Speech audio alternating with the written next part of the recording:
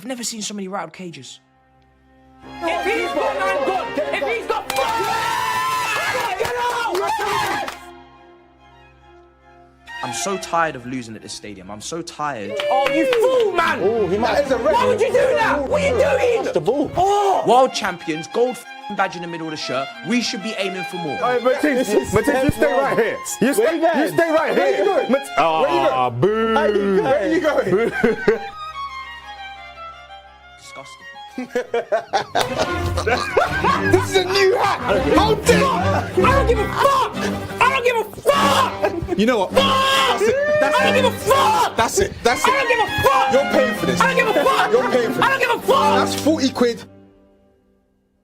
I want you to I know. don't give a fuck! I want you to know. No! I want you to know. I want you to know. Fuck you! I want you to know. I'm hearing you. I want you to know. Fuming. Yes! Come on, pick up the fucking ball! No, don't celebrate! Get the ball, come back now! Genuinely, I don't care anymore. I don't care. Manchester United have taken the 3 points. Chelsea couldn't fight back. Yes! Come on! Well done, Arsenal. It's not a win, but it's a fucking good effort. I take it all day long.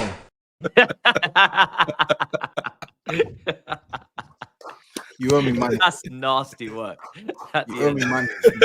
That is nasty Nice. work at the end. You owe me money. Don't say that's I not. got assaulted, you know. We actually, I just want people to know that everyone who says, "Oh yeah, I'm on steroids. I can't handle my rage." If that was the case, would I have not turned that place upside down and snapped Matisse in half?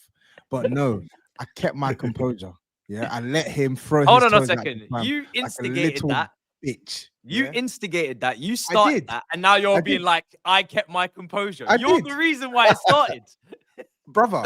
What am I there Aye. for if it's not to rattle you when your team's Facts, losing? Because you would absolutely. do the same for me, would you not? Absolutely, facts, absolutely. Yeah. Well, listen, people, welcome back to the Big Six. Steve is running a little bit late, but he will be here with us in a second. People are saying that I'm catching life on other shows. I'm sure Saeed's here to put me in my place today. But before we get into things, right, because not only do we have a debut, but we also have people 100,000 subscribers on the Big Six. That is a madness. W's. Come on. That's a madness. Top, So big up to the community, big up to everybody in the chat, big up to everybody watching that's not in the chat, but it's just watching on the TV screens, on the iPads, on the phones. We will be doing something special for you guys on the 100K, but we're going to wait for Turkish to come back on Thursday. And also big up to Cecil debutant on the It's big not his debut. It's not his debut. It's not his- I'm sure- Are you sure? See what I'm saying? See what I'm saying? GRIZZ, man, talk to them. No, come on, man. Sorry. Cecil, when This was is you big on? C in the big C in the building, man. Not for the first When time. was Big C on? When was Big C on? No, do you know what? Come on, I remember the chill. I remember doing the. Remember like the. We did the charity stream. 100%. No, remember. forget He the doesn't even charity. No, stream. no, AMTV charity stream for what was it for? Was it for Turkey? Oh yeah, it was on We when done the Yeah, but chili that challenge. wasn't this show, was it? That wasn't the main No, show. but I think I did a show as well where You done a Turkish show tried as well. yeah, he tried to duck one, and I was used as a decoy. And I didn't do a full show to be fair, but I did. Okay, I so stayed for half of it, full then he got- debut. He Full got a few debut, minutes off full the bench. debut. This This is was starting. Full Yeah, debut. I played a Come on, few guys. friendlies and that, but Yeah, listen, yeah. this one, I suppose this is a full debut. Full debut. This is Not full the main debut. event. Yeah. Big up the man, Um, them though. Congrats as well, 100K as well. Yeah. Big up. That's Thank you, that's bro. class.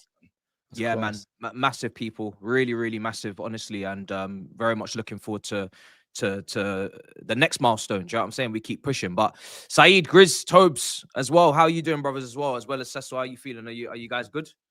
I'm good, brother. I'm good. Everything's everything, man. Yeah.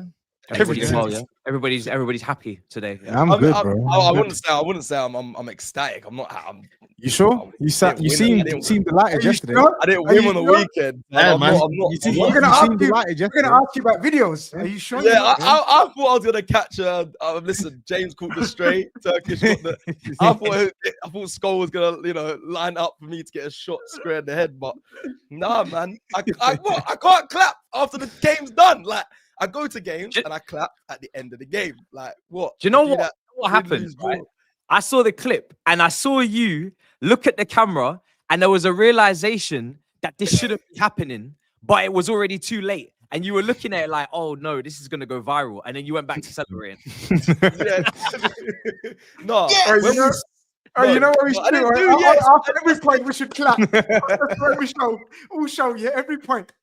Clap. Come on, listen, Like we got TOBS. 100K. I clapped. Like I'm TOBS. listen, I clap after, like I say, every game, bro. Like I go to matches when we win, draw, or lose. I'm in the stadium. I clap. Listen, I didn't do a James. Yes, a point. Well done. I didn't do any of that. Listen, big up James B. I'm not gonna start him. I just clap. big Man. up That's what I James. do, bro. Like big up, and like I don't know. I think there was one moment. Funny you say that, Matisse. Yeah, when we scored the equalizer. Everyone goes mad and wants to run to the front of the camera, and everyone's going crazy. There's a moment in that clip you see me standing there looking around like, yo, like we ain't. There's a moment you can because me standing in the middle looking around and people are hitting me, and I'm like, brother, go back. As in players on the pitch get the ball, go back, and then also you lot come, relax. We ain't won the game yet, but. Listen, sometimes it is what it is. People get caught in the kick. Do you know what? We'll hold off on Arsenal versus City anyway, because I want to wait for Steve to get here, see if he gets here in time to do that segment. But we may as well start with the other. Yeah, we may as well start with the other Big Six mob game that we covered this weekend, which was obviously Chelsea versus Manchester United. Excuse me, Manchester United versus Chelsea at Old Trafford. I went to see SAEED on the Friday. You know what I'm saying? Broke bread at the car park. Exchange pleasantries, conversations, negotiations. Very lovely preview. Very amicable. You travel to Manchester for that, yeah? How was the journey? Yeah, it's kind of long. I always do, man. I always do. I go pay my respects. And then my club pay their respects as well the day after with a defeat. But SAEED, I'll let you start, brother, because you're the winner. People are asking about the Ballon d'Or. We'll get into that in a minute. Let me wait for Steve, because obviously Donnarumma's the goalkeeper of the world and whatnot. So I want to get him into that conversation. So let's start with this. But yeah, talk to me, brother. How do you feel about the victory? Bro, man, all I gotta say is, man, it's happened again. It's happened again. Chelsea Football Club. It's happened again. You feel me, man? It's like, yo, you got me on the crack of dawn. I said, yo. Matisse is like, let's do the preview. I said, bro, come to the car park then.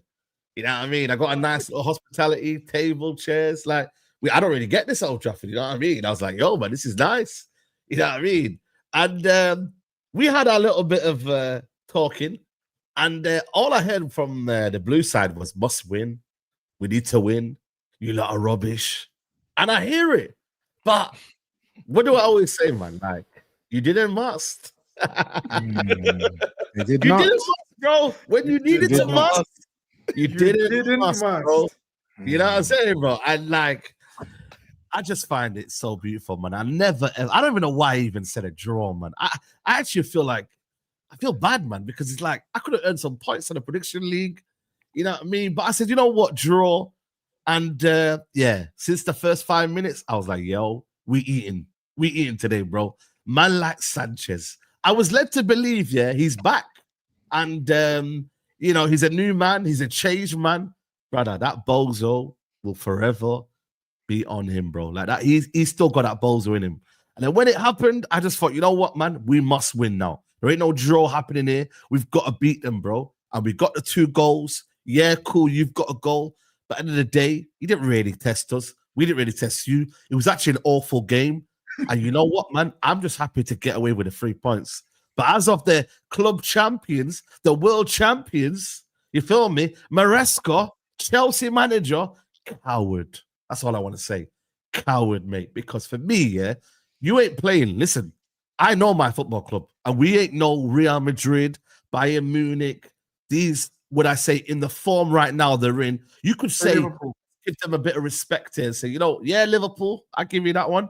You know what I mean? You could say to yourself, you know what, man? We'll take some players off because we might get battered here. Bro, you lot have been laughing at Man United. I reckon managers are laughing at Ruben Amorim. And then he had the audacity to go and change basically all of his attackers in Neto and Esteval. Okay, cool, Palmer was injured. And then just say, you know what, man? I'm going to defend this lead. Are you mad? Defend the lead. Brother. So I knew then, yeah, what Maresca was on. And we took advantage. We got the goals. And it was a stinkfest. But don't you ever come to Old Trafford again and say you're going to win. Just take the L. From the minute the fixture comes out, Matisse, just know there's an L at that ground. You know what?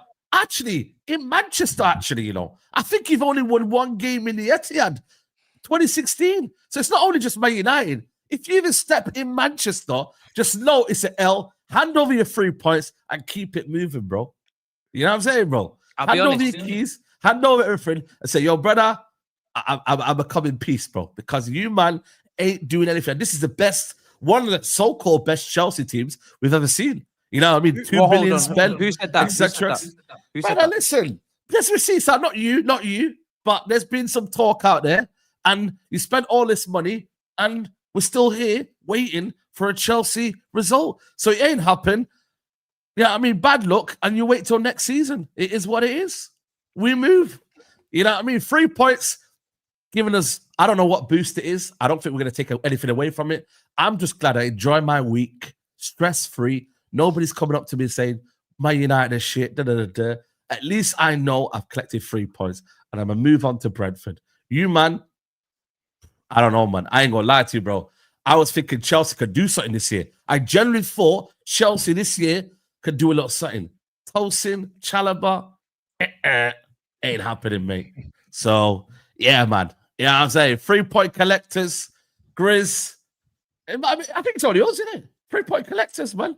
You know what I mean? Come on, man. Get the threes in there. You know what I mean? Big up, bro. And we move until next week. That's it. You know what I mean? Talk to me. It's a disgrace, and I don't have any more respect for your team after the match has been played. I don't come away from that game thinking, oh, I've really learned my lesson. Now next year I'll be more humble. I'm going to do the same thing next year. I'm going to do the same thing next year because once again, my club just shoot themselves in the foot when they go to Old Trafford. Shoot themselves in the foot. They throw the game within 5 minutes. Then within 10 minutes with the substitutions. First, it was Sanchez and not winning the first header for the duel. And then it was the substitutions. My manager panicked. My manager, from a managerial standpoint, this weekend, in both Big Six games, horrendous, which we will get to. The managers that are at the highest level, the managers that are repping the Big Six clubs in these Big Six fixtures, making big mistakes. That even just the most basic person would be able to tell you, don't do this, don't do that, don't do this, don't do that. And they're making these errors on the grand stage. How you're taking off Neto as one of your subs, not Enzo Fernandez, who had another stinker, right? Awful performance. Not someone that maybe with 11 men, you'd even say, off the ball. Is he going to cover the ground quick enough? Is he quick enough across 10 yards? Is he intense enough? You know, in front of the defense. Not okay. Esteval, cool. Palmer, there's a knock. There's a question there.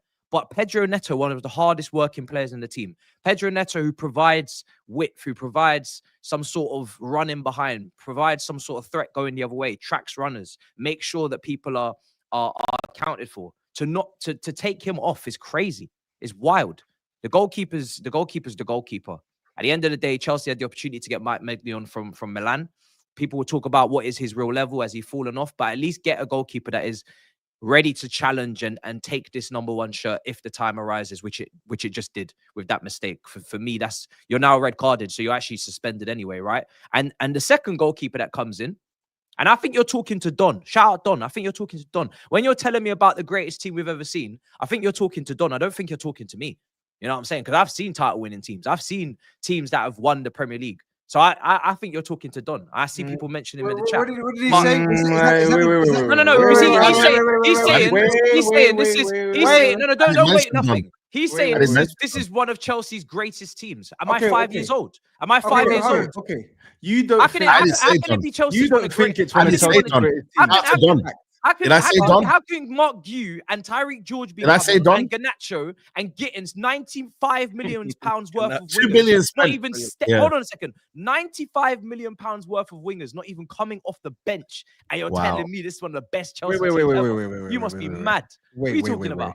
Wait, yes, correct. You don't think that this is one of the greatest Chelsea teams ever, but you have stuck your neck out on the line that this Absolutely. Chelsea team will finish second. You have come on this platform and said that Hmm. Cole Palmer's world class. You said Mhm. Reece James is world class. You said Hmm. Caicedo is world class. You've praised Enzo Fernandez. You've called João Pedro a top player. You've said so many good Champions things of the about world. this All of that is team. true. Gold All sticker of in that the is Wait, chest. wait. You said Go so on. many good things about this team. Yeah. Yeah. So let's hold them by your standards, not Don's or anyone else's. Your standards. No, I'm just It- saying that quote is wildly out of line. So let's and not Kukurea as well. let's not I forgot conflate and about. I confuse forgot this. Mr. Really? Estrella. What he said Junce was wildly out of Estrella, line. it's paella. But I have held them to standards. I have held them to standards because I predicted a win. I predicted a win in this game. I predicted a win in the Brentford game. I predicted a win in the Palace game. Damn. As far as I'm concerned, this team should have 10 points out of 12 right now. And Well, you instead, don't. they Oh, don't. damn. Exactly. So I'm holding them to the highest standards because I do believe everybody that you've mentioned should be up there at the top end of the Premier League. Now, the people around those players that we've purchased or that we've recruited or that we've decided to take gambles and risks on, that's a different question. There's a lot of players there that, you know, they fluctuate. They're up and down. They're inconsistent. Can they really be counted on? What is their true level? That's a different conversation. But everybody you've named, you missed Caicedo, by the way. Do you know what I'm saying? No, I didn't. Everybody. I said you said that? Caicedo. Yes, I Did did. you say Cucurella? Yeah, I did. I said Mr. Estrella eats paella. Fantastic. Right? So we don't disagree. And I'm not disappointed for saying that What we should happened? beat Manchester United at Old Trafford. We bottled it. That is the best word to say. You know, Oh. the goalkeeper bottled it. The goalkeeper. Oh, just the goalkeeper. Well, I'm starting with him. The goalkeeper is the reason why we had no chance of coming back in that game because he put us down to 10 men. But who lost the alongside duel? manager. In your words, who Alongside lost the the duel? manager. The duel. Who lost the duel before the goalkeeper? You literally just said duel, right? Who lost the duel before the goalkeeper? Who lost the duel against Sesko? Chalobah? Yeah. Yeah, shocking. Yeah, so talk on that. I will. For what? That doesn't matter. I didn't say it didn't. I actually said Yeah, the so duel. talk on that before I you talk said on the duel. goalkeeper. I feel like he's not listening. I feel like he's just hit on a Yeah, wind. yeah, but I want you to go into detail on the duel because you're talking about Sanchez. Well, listen, Talk I about know, the duel I know, first, I yeah? know Chalobah aerially is average. I know this. I've said this before. Tossin is the best aerial defender we have available, and he was on the bench. So I wasn't really shocked to see Chalobah miss out on that duel, to lose that duel. However, just because you lose a duel doesn't mean I am upset because you didn't have to get sent off, bro. You didn't have to get sent off. You didn't have to come out, karate kick Jaden Smith and Buebo in the ball sack. He could have killed the lad. Leave us down to 10 men. Huh? You didn't He have could to have do killed that. the lad. Remember Fergie said, could have killed the lad. Could have killed the lad. Didn't have to do that. So, and then, like I said, the manager has had a massive brain fart because he made a massive mistake. The reason why I put us as high as I have is because I don't think that's as high as I think we can finish. So I always aim for the absolute maximum of what I think we're capable of. Like I've said, as much as we have our own issues, and I made that prediction before the transfer window closed. Let's just add that context. When I thought we were going to get Xavi Simons, who's now balling out for you off the bench. When I thought we were going to get a proper kind of 10 left winger, or I thought we might make sure we didn't let Jackson go and replace him with a guy from Sunderland on loan. And now, unfortunately, the way the window ended, I did say after that, my hope has kind of dropped off a little bit, but I'm going to still go to war because I have to. I have to back this team as much as I can. That's what a fan does. But the realism is this team, they're lacking quite a few things. And Arsenal, I think, are there to be got at for second place. I think Man City were there to be got at. I think these clubs are, Cecil's frowning, we'll get to you in a minute, but I am not afraid of others. I'm afraid of my club. I'm more afraid of us than I'm afraid of you. That's what I'm trying to put across. I don't think we have done the maximum that we could have done to propel ourselves this season. I really think if we had made the right signings, we could have been in a title race. And we should be in a title race. Do you still believe you'll be in the title race or close to second? Or second? Look, right now, bro, I have to take myself away from the conversation because we've done so much. I have to go game by game now. We have to beat Brighton. We have to beat Liverpool. One game at a time, guys. I can't keep talking about a title when we've just drawn 1-2 and lost 1 from an easy set of fixtures. I'm not giving up because it's September. But reality is, if you're going to go up against Liverpool, we're going to amass probably 88, 87, 90 plus if they need to. If they're asked to do so, they will do it. How are you going to get that many points doing what we're doing? You're not going to get that many points. So I have to start turning my attention to the cups in the next month if these guys don't fix up. That's just how it is. Already. Yeah, I have to because I know what it takes to win a title. I know what Yeah, it takes to be in a title race, bro. I know what it takes to be in a title race. I said last season at Christmas, Damn, we broke him, man. People were like, "Oh, you're in a title race, you're second place." I know what a title race looks like. I know what you need to be doing. You can't be dropping points to these teams. And with the injuries that we have, Cole Palmer's out. What if I hear from the doctor? What if the doctor gives me a ring and said Cole Palmer's out for a month? Cole Palmer's out for 2 months. What if the doctor gives me a ring and says João Pedro's got a knock and I got to play Gue and Tyreek George up front? What am I gonna do, Cecil? What am I gonna do? Squad depth, yo, like, come on, bro. There's no squad depth, man. That's what I'm trying to say. Chelsea. Meow. You got that guy there, man. You know what I'm saying? What happened to Alejandro Garnacho, by the way, coming on and doing something, by the way? Don't why are you asking me? Ask the manager. Bro, the manager. Alejandro Garnacho, bro. He was just chilling, man, spectating and that. Look, lost out there, bro. Hold that guy, Nacho, man. Thuggery sent you that. Fair play. No, he didn't. Max sent it. Max sent it to me. You should have brought this guy. You should have brought this guy. You're not smart enough to figure out. Wait, hold on a minute. Can you get out of there, please? Can I see that full, please? Oh my God! Aye. He got you. Nah, that's nasty.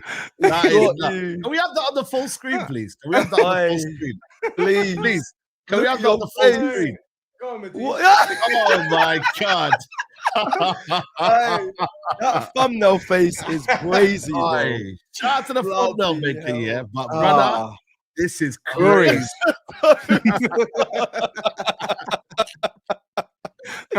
Oh my God, yo! Your team. Were you that excited, Matisse? Did you want him that bad? Yeah, because that's a happy face. Considering what else we were going for, which is Garnacho. Yes, I did. Yes. Yes. Your team's done a nasty one for a lot of people, man, including me. I had you guys challenging Arsenal this season. Remember? I really thought you were gonna push. So I'm very angry. Like, not obviously as angry as you. You must be fuming because not only have you let my prediction down, I may not, you know what I mean, get a prediction right, but you've got Man United fans piping up, and Man United fans are literally like walking dead, and they've just like risen just for 1 week and for you guys only. It's horrible. It's horrible what your club does every single time. Do you remember last time we done the mob in this game, and it was a stink fest. It was a terrible match. It was a stink fest. So this season we're thinking they're even worse this season. Like SAEED predicted a draw. SAEED never, like, he always pushes his team. He's positive. But even he thought, draw. You guys spent another 2 billion or what? Not 2 billion, but you know what I'm saying. You spend a whole heap of money and you go to Old Trafford, the worst United team, and you stink it up again. We spoke about your goalkeeper. We spoke about your centre backs. They're just not good enough. And is this the same Don that said that is this the one that's on your channel, SAEED? Is this that same Don? Don. But he didn't say that. I was joking. Is this the same brother that said he thinks man for man they got a better squad than Liverpool? Is this that brother? I don't know about that one. I won't confirm that one. We don't know. I'll ask him. There's rumors circulating. There's people saying, GRIZZ, it's the same guy that said he's the man for man for Liverpool, better squad than Liverpool. No problem. Where's Robert? No problem. Where's all these other? Oh yeah, Robert maybe about. No. I want all of their heads right now. I want them right in front of me, lined up right in front of me. I want them to walk through that shame. You know that Game of Thrones scene. I want these motherfuckers walking through that shame. Yeah, I seriously need that because all summer they've been tweeting me, "World champs." What are you saying now? Rare. What fucking world champs? What fucking world champs you lot talking about? What's this? Is this the trophy that you're not referring to? Oh my God, is this you as well? That's crazy. This is crazy. Please, can you step aside, please? Can we have that whole screen as well? Is this you as well? Thumbnail offs, bro. Oh my thumbnail offs. Can we see the face? You know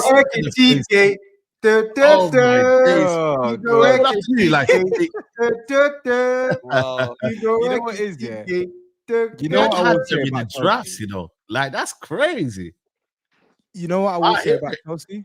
They actually have got a very good squad, but the problem is the squad's not good enough to meet Matisse's aims, unfortunately. And unfortunately for Chelsea, those aims that they used to have maybe 10 years ago about challenging for titles and whatnot.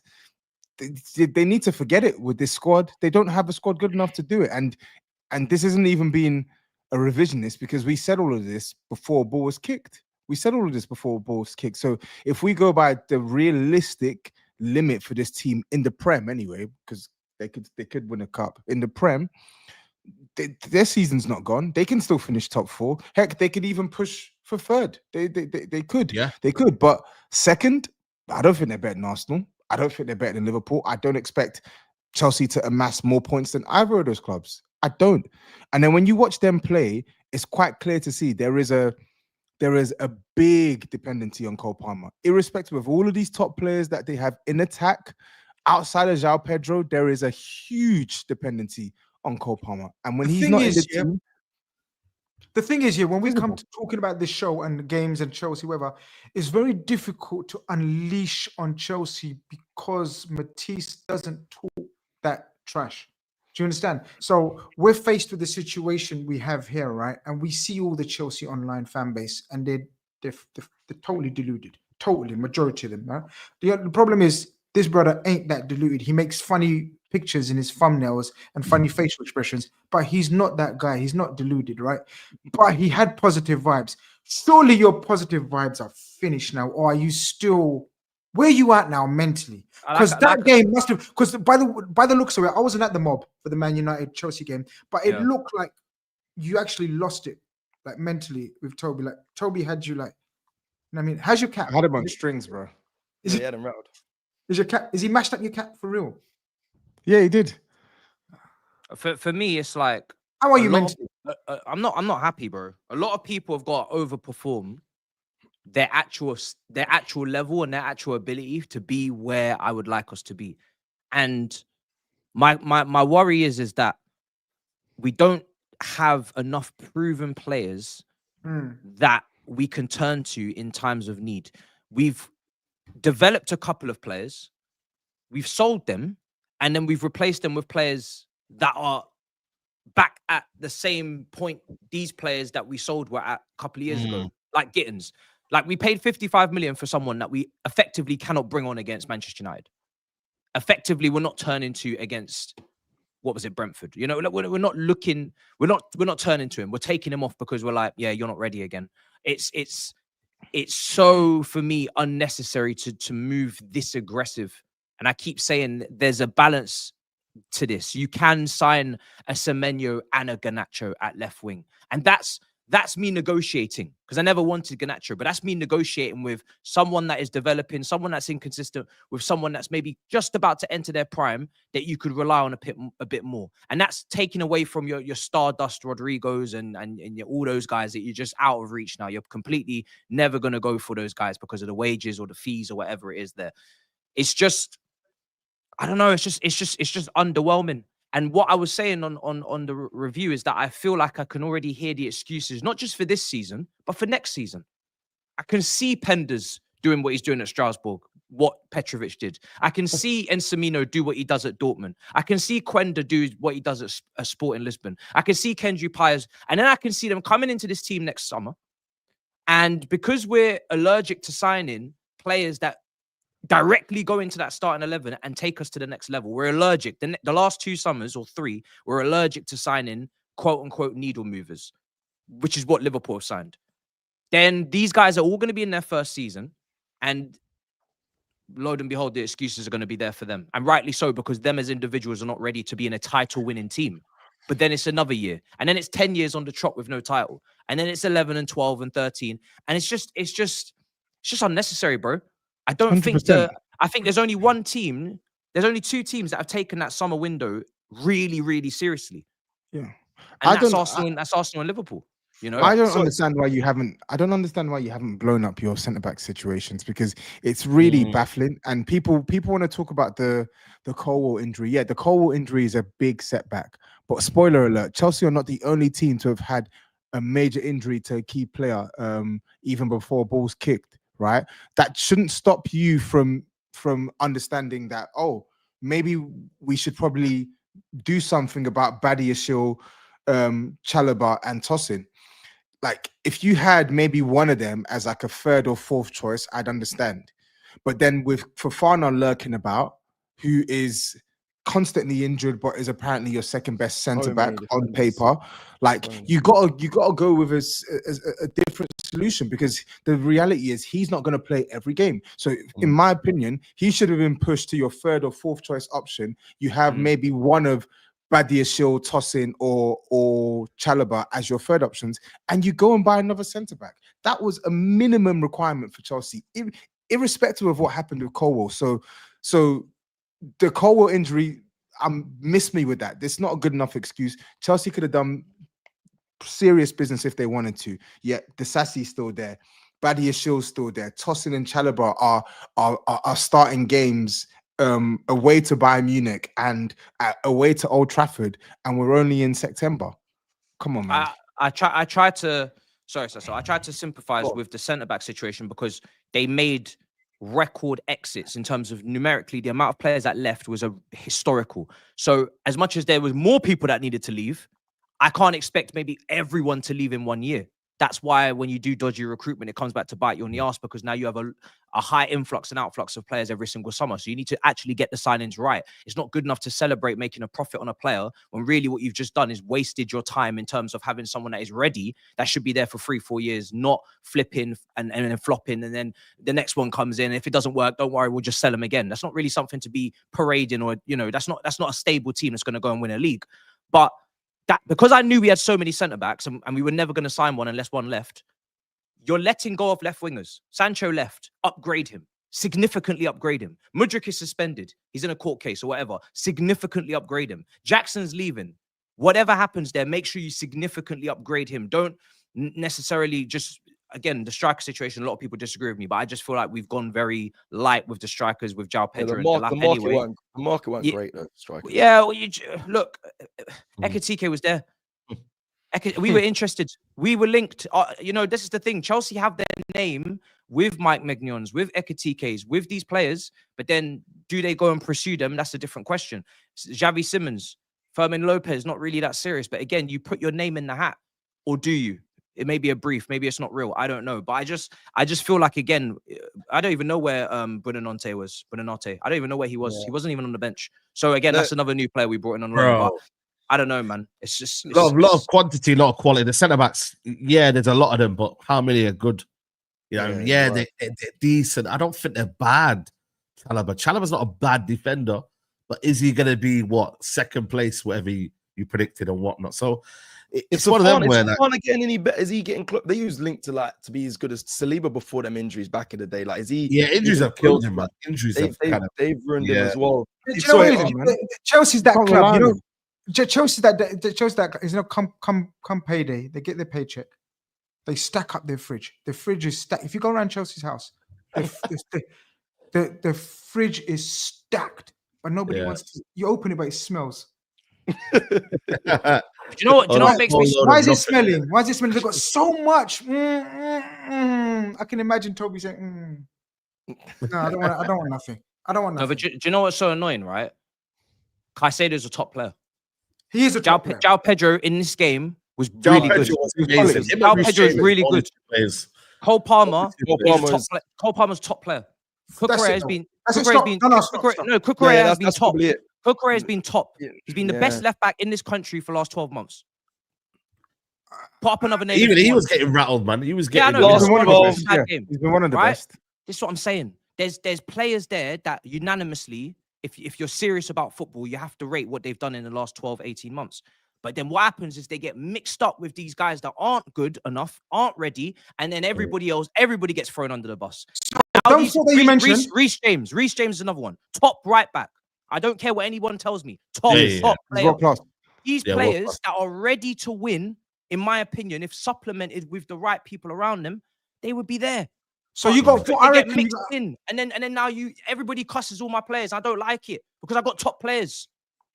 No, nobody. I'm going to defend my top players. My top players are ready to do shit. Again, the food and drink analogy. Yeah. Again, the food and what you've mentioned there is 4 or 5 players, right? That's the bulk. Yeah.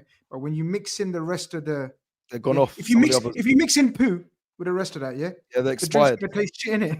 The drink's gonna taste shit, and the rest of your players, them 4, 5 players are top 3 top 4 team players. Honestly, the rest aren't. Honestly, the likes of Chalobah, the likes of all your others, they're not. I told you about Kittens from day, right? Whoever the other ones, even Neto hasn't progressed. He's still playing like Wolves Neto, like Sparks, and a few sparks here and there. He's not playing like a top 4 player consistently. The 4 5 that you mentioned, nobody can argue. But when you dilute the rest, you pour in the rest because you have to pour in the rest. It's a recipe for 6th, 7th finish. And I really thought. Nah, they won't finish 7th. They'll still finish top 4. They're going to finish 6th, 7th. Yeah, they're going to finish. The squad is at a minimum. They're going to finish where? I said the squad is at a minimum. No, I know. I forget the squad. Where are they going to finish? I think they're going to finish in the top 4. I said still 3rd. They can get 3rd or 4th. Challenging. It's not panic stations just yet. The point isn't that they're well below the standard. The point is that relative to the Premier League, they're far off it. They're far off it. And that's the thing. That's the point of them. That's the thing. We were meant to be getting closer. Yeah, Chelsea are built. I can't sit here and say we're really getting closer. Like we look based upon these first 5 games, we don't look like we're getting closer. We look like we're just hovering in the same nonsense that we were doing kind of last year. But that was okay last year because it was Maresca's first season. We don't look like I don't see improvement. I see one player in João Pedro, and the rest, they could have easily gone elsewhere to other clubs and no one would have batted an eyelid. I'm not seeing enough progression. I want to feel this season, if we don't win it, which we won't, most likely, right? Obviously, probably a 90%, 95% chance. I want to feel at the end of this season, okay, no, next season, we're really on it now. Like, we're going to win it. Do you know what I'm saying? Can I ask you a question? Listen, I'm going to have the mics and then the lights shine at me soon for obviously the game against Man City, but taking off Cole Palmer, obviously all the pundits that said, you're taking off your best player. That normally happens when you go down to 10 men. That happens when also go down to 10 men, Saka comes off. But were you annoyed at that? Or was that just something that you expect? Because it feels like every time teams go down to 10 men now, it's like the game's done. I'm like, when back in the day, you used to watch teams fight and get through. Sometimes I've played in games where you're 10 men, but the momentum's still like, let's dig deep, and you end up turning over a game. You're at Man United. Listen, Man United at Old Trafford, I've experienced it with Arsenal. They're a bit different, but you'd think with the players you have, or the quality you have, Cole Palmer coming off, was it the right decision, wrong decision? And do you think that? I just think going down to 10 men shouldn't mean games are just done now. I think nowadays it's that's it. Everyone just goes to panic stations. No, the manager fumbled the bag, man. He panicked. He panicked. He said it in the post match. He said he didn't have a plan. Once we went down to 10 men, plans gone. Plans out the window. I hear the plan A is out the window. Plan B or plan C, you should have a plan for 10 men. Like, in my opinion, every manager should have a plan for 10 men. Because someone can't get sent off and it's like, we don't know what to do next. We've never seen this before. This is football. If it's 9 men, if it's 8 men, no problem. Throw the pad, it's done. But 10 men, you got to have a plan, especially when it's Man United. And Man United, they're not the most confident themselves. Now, they did have a whole week to prepare. Maybe again, I don't want to make excuses, but maybe, it's been a long week for us, three back-to-back games and, whatever. But I'm not really angry at the Palmer sub. I'm not angry at the Palmer sub because I feel like Palmer, if he's got a knock or he's injured, then there's nothing we can do about that. Like, obviously, I don't want him risked. We've got a long season. I just think the Neto one, and then George coming on when he was meant to leave, and you're not bringing on Garnacho. That's one as well. Yes, that's it. You're not bringing on George all the time now. I don't know, George. You're not bringing on Gue. Gue's the other striker. We're gonna need to use him. He's not. He's cut. He hasn't been great as Gue since. No, he shouldn't be here. He shouldn't be here. I said he's an option. He's a striker. He's here now. He's here now. So you got to do something. The lap is injured, isn't it? Listen. Let me just say something. Right, Maresca deserves credit for what he did last season. Top 4. Conference League and the Club World Cup. I feel like people should give him the flowers he deserves. But you know what, man?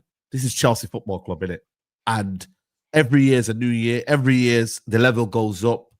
Standards are still there. They've sacked managers in the past. Cool, it's a new regime. But now it's like there's new expectations. And now, Chelsea fans can demand more from Maresca. It's okay. Like, yes, last year, cool.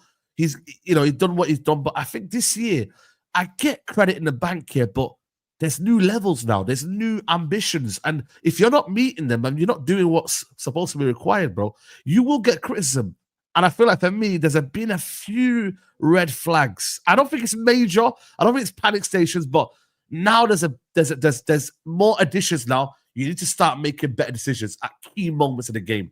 You see, last time, maybe the Brentford game, cool, you brought on Cole Palmer, but you didn't start off well. Maybe the personnel weren't the same. So he's got to get the balance right. There's 2 games a week now. It's gonna, bro, like, you're going to have to manage expectations. And you're going to have to, you know, withstand the pressure of Maresca. This is what it is. It's Chelsea. You might not have had that at Leicester. You had it an easy kind of ride last year with 1 game a week, and you can rest the rest of the players in the conference. Now the levels have gone up now, and you've got to be prepared now to deal with it. And if he gets criticised, rightly so, man. This is Chelsea, man. Do you demand silverware? I think the one thing he struggled to do. Do you know one of the things? Go on. Sorry, one of the Grizz. things- Sorry, very Grizz, just quickly, just for Matisse. Do you demand silverware this season? You finished 4th last season. And Absolutely. Absolutely. Every time Chelsea start a season, they can win a cup.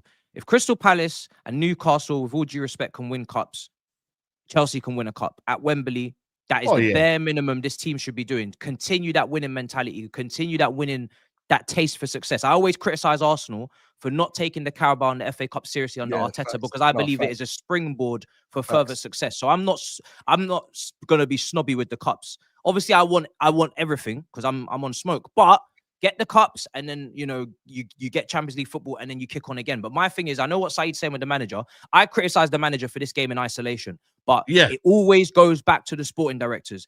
If Mourinho asks for top players in his prime, if Conte asks for top players in his prime, if Pep goes to Tiki and says, I need top players, if Klopp, whatever, all these managers, they want top players. Why is it that a rookie, not a rookie now, I'm going to give him his flowers. Last season, very good season. This season, he's kicking on. First season, Champions League, he's learning maybe 2 games a week, how to rotate. How can he not need top players? How can he deserve Gittins and Garnacho and Bunate and Gu on a recall and all this bollocks? I'm sorry. Top managers need top players, so managers aren't top managers. I hear definitely not. Definitely top you're in players. it. Matisse, I heard that. But you know what? Saeed made a good point. Things can be true. No, but Saeed made a good point about, you know, your fixtures and your itinerary this season is different. So winning or playing midweek in that league that you was playing in, Conference League, is a whole heap of difference from playing now in the Champions League and midweek. So you're looking Bayern Munich, Man United on the weekend, whereas you was looking, I don't know, Skonteriga and Colchester. No, it's true. Yeah, his selections have to be different now. Nowhere in that. His selection man was making videos in Kazakhstan last season. Unfortunately, though, his selections reflect. His selections have to be different, but his options to select need to be better. Agree. I hear it. At the same time, though, both needs to be true. I fully agree. 2 things can be right here, but you're in the situation now, and he's made a big error there in the weekend where everyone's looking and thinking, damn, you just took all of our best players off. You bottled it. You went, like, you panicked. And them things here, Chelsea fans will pick up on that. Like you've been here before, Maresca. That was you've been here before. That was a poor management in isolation. I do think I do side with Matisse though. Like, as much as he's shagged in terms of his start to the season, like Chelsea haven't really played, they don't really hit their stride so far this season. I also have sympathy for him, the same way I had some sympathy for Poch to a certain extent, because it's like, no matter what you want, you just get given a shit sandwich sometimes at Chelsea. Like, you get given, as I said, it's literally like a bag of Rebels. Or what did I say to Matisse? End clothing. Get your solicitors to read the contract, though. Get your solicitors to read the contract. But this is what every manager must. When you sign for Chelsea, this is part of the deal. So you can't feel sorry for him when you're signing a contract. I do at feel Chelsea, sorry for him. When a coach signs a contract at Chelsea, this is the card he's dealt with, and he knows it, because I tell you why. He's seen 20 managers before him have the same process. That's what they're about. The coach has limited say on the players he gets dealt with, and Maresca even made a point of that. But then this is always my criticism with Chelsea though. Like, okay, cool. As I said, you can criticize the manager, absolutely. I'm not even saying he doesn't deserve criticism. He definitely does. It's not been a good enough start to the season for Chelsea by their standards. but I'm also criticizing the recruitment because, and I've been saying this for years, and every time I get called a hater and whatnot, every time it looks like they're doing something right, they're pulling towards the right direction, they'll throw a Garnacho. And when I called out the Garnacho deal weeks ago, oh, you're a hater, you're this, you're that. No. What do you want to be as a football club? Because you cannot be a team that spends the amount that you spend. I don't care how much you make off player sales. You cannot spend the amount that you spend and keep telling us that your limit is third and a European Conference League. I'm sorry, it's not good enough. Yes, I know I'm a Spurs fan, but I'm a football fan. I watched Chelsea growing up. This is a team that were winning titles when I was growing up. This is a team that were formidable. You look at them now, they are not formidable. I'm sorry. They're a good side who can get fourth, fifth, formidable sides. They go on, they win majors. This team, there's no chance they win in the major. No chance. We got a whole heap of super chats, man. Look at the time. No, I just want to give them. Can I just give it a few flowers to Delit and Mazraoui? Listen, we bought these players from Bayern Munich, and listen, man, that's the only one thing I want to thank Ten Hag, because Mazraoui cost 12 million. Delit, I think it was around about 37 to 40 million. I think Delit's one of the most defensive duels in the Premier League, man. Like, I get it, United have been poor and we've been rubbish, but I think in isolation there are players who have stood up more than some. And I think Delit's been one of them. Very, very underrated. I think Mazraoui as well, 12 million. There was a run where I think João Pedro had, and he ran the length of the pitch, caught him and won the ball. So yeah, I just want to give them to their flowers and whatnot, because they've been top. Why are you laughing for, Tommy? You just see you smirking there. No, I was laughing at Max's super chat. The Ligt and Mazraoui, they actually did play well, but in fairness, they were given the easiest game possible by Chelsea. Yeah, you could say that, but you still have to. Stand. No, they did well. The Ligt, but this is what I'm saying. Chelsea made the Ligt look like he was Calafiori or one of these, like, bro, the Ligt. Hear me out. What I mean by that is good. What I mean by that is offensively going forward, they're letting this guy just pop whatever he wants with the ball. Like, if I'm the opposition and I'm seeing the Ligt as the wide centre back of a back three, I think that's food. I'm sorry. I'm looking at that. But that's why he don't play there. He plays central centre back. He does, but against Chelsea, he was playing right centre back. Yeah, but I get that. 100%. Obviously, that's my point. If I see the Ligt at right centre back in a back three, I'm thinking that's food.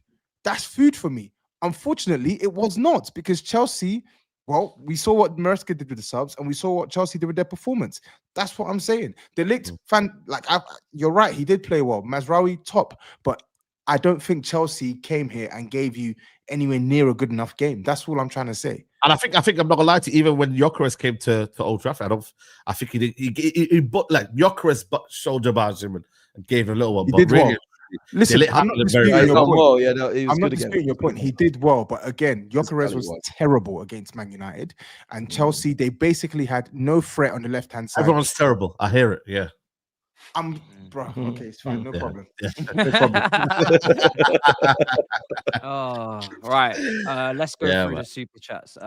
Big up Max for exposing my thumbnail. That should really be deleted, bro. That shouldn't be in the drive anymore. We said we was gonna clean the back end. So let's get. But you know what? 50 minutes on two dead nasty teams. See what I'm saying? Oh, we had to, man, bro. Chelsea not been cooked this year, man. This is what Chelsea do. This is what you done. This is what you done, Matisse. This is what you done. What I'm saying. This is what I hate to hear.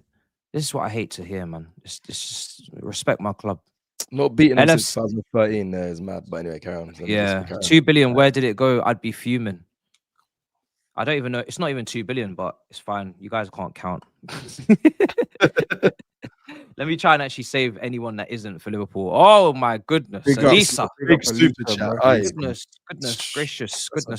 Big up to you as always, man, Elisa. Big super chatter. Big sponsor now at this point, you know what I'm saying, of the big six. Chelsea's difficult to assess. They run a very different model to any top club. Private equity club, low overheads, wages, making the sub 70 million signings, sellable at any time. Exactly, all of this correct. They've loaded the expenditure at the start of the process, so sales are always needed. Time will tell. You're spitting. You're absolutely spitting. As I always say, they were obligated to spend that billion because Roman Abramovich says you got to spend $1 billion in the first 10 years. They opted to pay to spend it as soon as they could. You won't see 100 million Enzo Fernandez or Caicedo's anymore. You can't amortize over 10 years. That loophole is closed. No, because the loophole was closed. You can't amortize over 10 years. That was why those signings were the prices they were. Now Chelsea signed 55 million pound players, and you amortize over 5 years. It's exactly the same as the 100 million guys. So it all makes sense. It all makes sense in that Sorry, degree. just a point on this. Just a point on this. Move on. No, just one point. Sales are needed. He's talking about my club. I want to hear what he's got to say. Sales are needed. Nobody's begrudging Chelsea. Nobody's begrudging Chelsea for selling these players for good money. It's what you do with the money that you receive. Yeah, they keep buying. They make good money off players, and then they keep buying more mid players or worse players. It doesn't make sense. It doesn't make sense. It's the model. Sometimes maybe good, sometimes maybe shit. Ciao Pedro. You know what I'm saying? Good. Charles enter their Levy era and we will be there. Says, yeah, boy. Oh, brother. Justice by thumbnail. Just big up Phil. Big up SAEED, 50% in 50% to 2 in a row. Yeah, there's a guy that's done that trend. He's trying to cut his hair after 5 wins or something, isn't it, SAEED? Yeah, big up United fan, man. He got some he got abused. He got assaulted basically. Yeah, so, but some of these old school fans, they're so man, it's not nice, man. So big up to him, bro. Assaulted. Yeah, bro, the guy literally dragged his hair, grabbed man. him, grabbed some. That's insane. That's assault, man. But yeah, man, big up to him, bro. Keep doing what you're doing, man. If you're watching this, bro. Absolutely. I'm saving the Dembele Ballon d'Or super chats for later, guys. 1 second on that. Let's see if there's any more Chelsea ones in the back end here. Oh, my goodness. Tobes, tell that chocolate Harry Potter he overhyped us. Forgot we had Sanchez in goal, tossing in front. I told you, look at our transfer window. They're calling you Harry Potter now. Crazy. Fair enough. Chocolate is actually insane. Chocolate You better not be a. Can you change that damn background, man, so we can all move on? Better not be a Caucasian man and he's calling you chocolate, bro. That's what I'm saying. It's towing the line a little bit. I don't know, man. I just read out. That's crazy, bro. Matt comparing the heat for Caicedo and Wirtz, different situations. You lot were shit during Caicedo's first 6 months, and we're not. Wirtz can go 0-38 as long as we win the league. Who cares? Winning hit us all. I mean, obviously, me and Tobes are always fighting this good fight about players being kind of rated based upon their own performances, not their teams. But I'm not going to fight this fight today. I haven't got the energy. The red card made us forget Maresca started Esteval as our best winger on the left. Why play our players out of position, not using Santos and Josh as well? That's a big criticism I have of him, is which you should be using Andre Santos and Josh Achampong. If Enzo's not playing well, the centre-backs are making mistakes. Start using your young players at least, man. Before the Club World Cup, we were in for Huijsen, but he chose Madrid. That's okay. Madrid is Madrid. Then Colwell goes down and we don't want a centre-back. Makes no sense, says Matt. Right, let's see. This is the last one, I think. When Poch was at Chelsea, he even benched Sanchez. He must not get in our team anymore, regardless of how he played in the Club World Cup up to Chelsea. I mean, listen, Jorgensen didn't want to catch a ball that was up in the air for 5 minutes, so I'm not really sure if he's the answer either. All right, let's quickly just talk. I don't know if Steve's going to be here for this Arsenal segment, so we will go into it in a minute. But just quick thoughts on Dembele, Ballon d'Or winner. I'm not going to go through the whole 25 list. Talk to me about Ballon d'Or Dembele.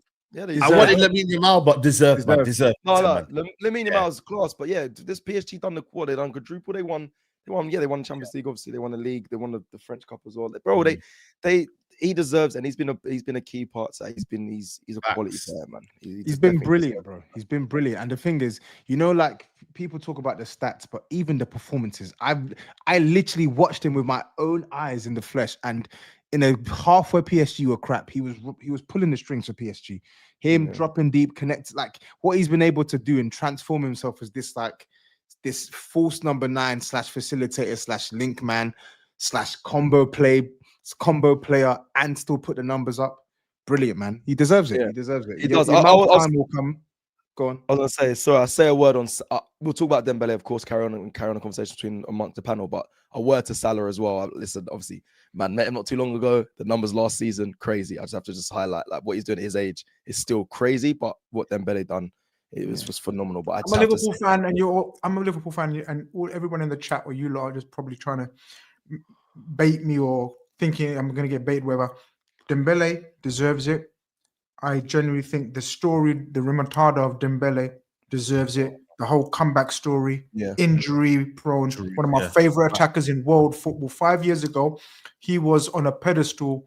For me personally, just opinion. Here we go. You don't have to take it. No. For me, Dembele was on a pedestal with all the greats when he was starting. When he came from Dortmund. When he came to Dortmund, yeah, from Rennes or Lille. Yeah, Rennes. He came from Rennes and he was unbelievable. But then injuries, and we thought we're never going to see the best of him. You know what? It's a mad story that he ends up with the Ballon d'Or. Big up. But my King Mohamed Salah finishing 4th is where I switch off. Do you get it? That's where I switch off the Ballon d'Or, whatever. Yeah. Dembele, no problem. I salute Dembele. Fair. Mo Salah 4th, get the fuck out of here. You have no credibility, Ballon d'Or floor to me. Where should he have been? Where should he have been? Yeah. Yeah, I think whoever wins that, PSG Liverpool final thing would have won it. If Mohamed Salah wins that and Liverpool go through, I think he would have won it. But it is what it is. I'm not. You can't. I get. I'm not bitter about Dembele. I'm not bitter about Dembele, but I'm bitter about 4th. Wait, so do you think he should? So let me just Higher, get the list up. higher, Sorry. Above who? Above. What was the top 3? Top 4? Coutinho was in the top 3, wasn't he? Yeah, Vitinha. And Yamal was second. Yamal. And that's I it. think. That's Sorry, We'll Yamal. leave it out, bro. Leave it out. You're doing too much. But Yamal is. Yamal did it in the La Liga, he did it in the Champions League. Come on, man. Let's not do this, man. They want a treble. They want a treble. He's where he's at, and that's okay, man. I don't want to carry on this conversation. I've given my opinion. You mans have your opinion. You just not changing your opinion about Salah. You started to talk about Dembele, and then you said about Salah. I said Salah 4th. I don't think he's mad for wanting Salah to be second, though. Like, I don't think that's mad. But is he happy? Second is mad. I said Dembele. I gave my flowers to Dembele and respect, and I salute him. When you put Salah 4th on what he done last season at the grand old age, on the grand old age, what Salah done, and you put him 4th. In my opinion, you lose my credibility and my. If he was 3rd, Grizz, if he was 3rd, would that change your opinion or not? A little bit cool. Okay, no, let me read out the full list, right? When you're unhappy with this just let me know. Just interrupt me. So Dembele's won it. Yamal 2nd. Vitinha 3rd. Salah. Obviously, we know Grizz's thoughts. Rafinha. Hakimi. Mbappe. I forgot about Rafinha. Right? Cole Palmer 8th. Donnarumma 9th. Nuno Mendes 10th. Pedri. Cavaschillia. Harry Kane. Desiree Doué. Gyökeres. Vinny. Lewandowski. McTominay. Neves. Martinez.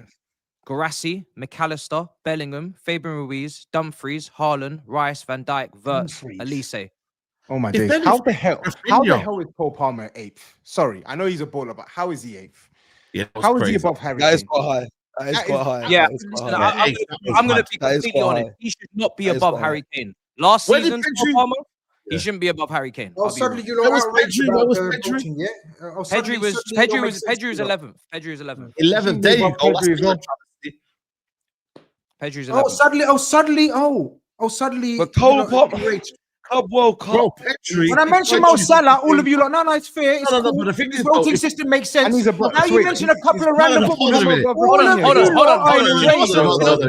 You know what's a real disgrace? No, because Grizz. Look, you say it's disrespectful. You know what's really disrespectful? At least say 30th. That is outrageous. That is outrageous. Let's make it about Liverpool. That is a 20-goal, 20-assist season. I know. Yeah.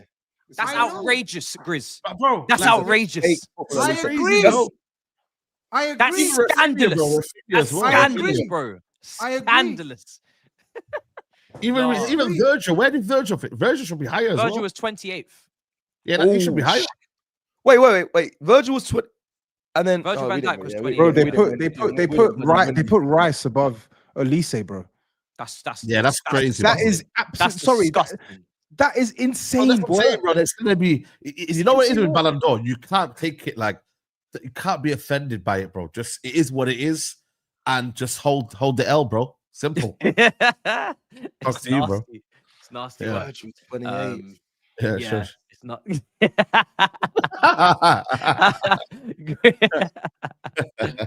Oh my These are the goodness. leads. Let's me. move on, man. Well done, Dembele. Let's man. move on. Yeah, well done. Yeah, big up Dembele, man. The right person won. Listen. He was very emotional, man. He's Rafinha dancing. fifth, at least say 30th is Big an up absolute Dembele. Big crime. up Dembele.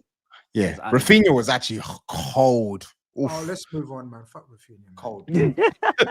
Wow. Football one today. I'm Ousmane with you. Dembele beats Yamal to Ballon d'Or. All right, cool. Let's move on. Arsenal 1, Manchester City 1. We're William, in. talk to We're me. in. No, It was Steve. 2-1, man. It was 2-1 to Arsenal, bro.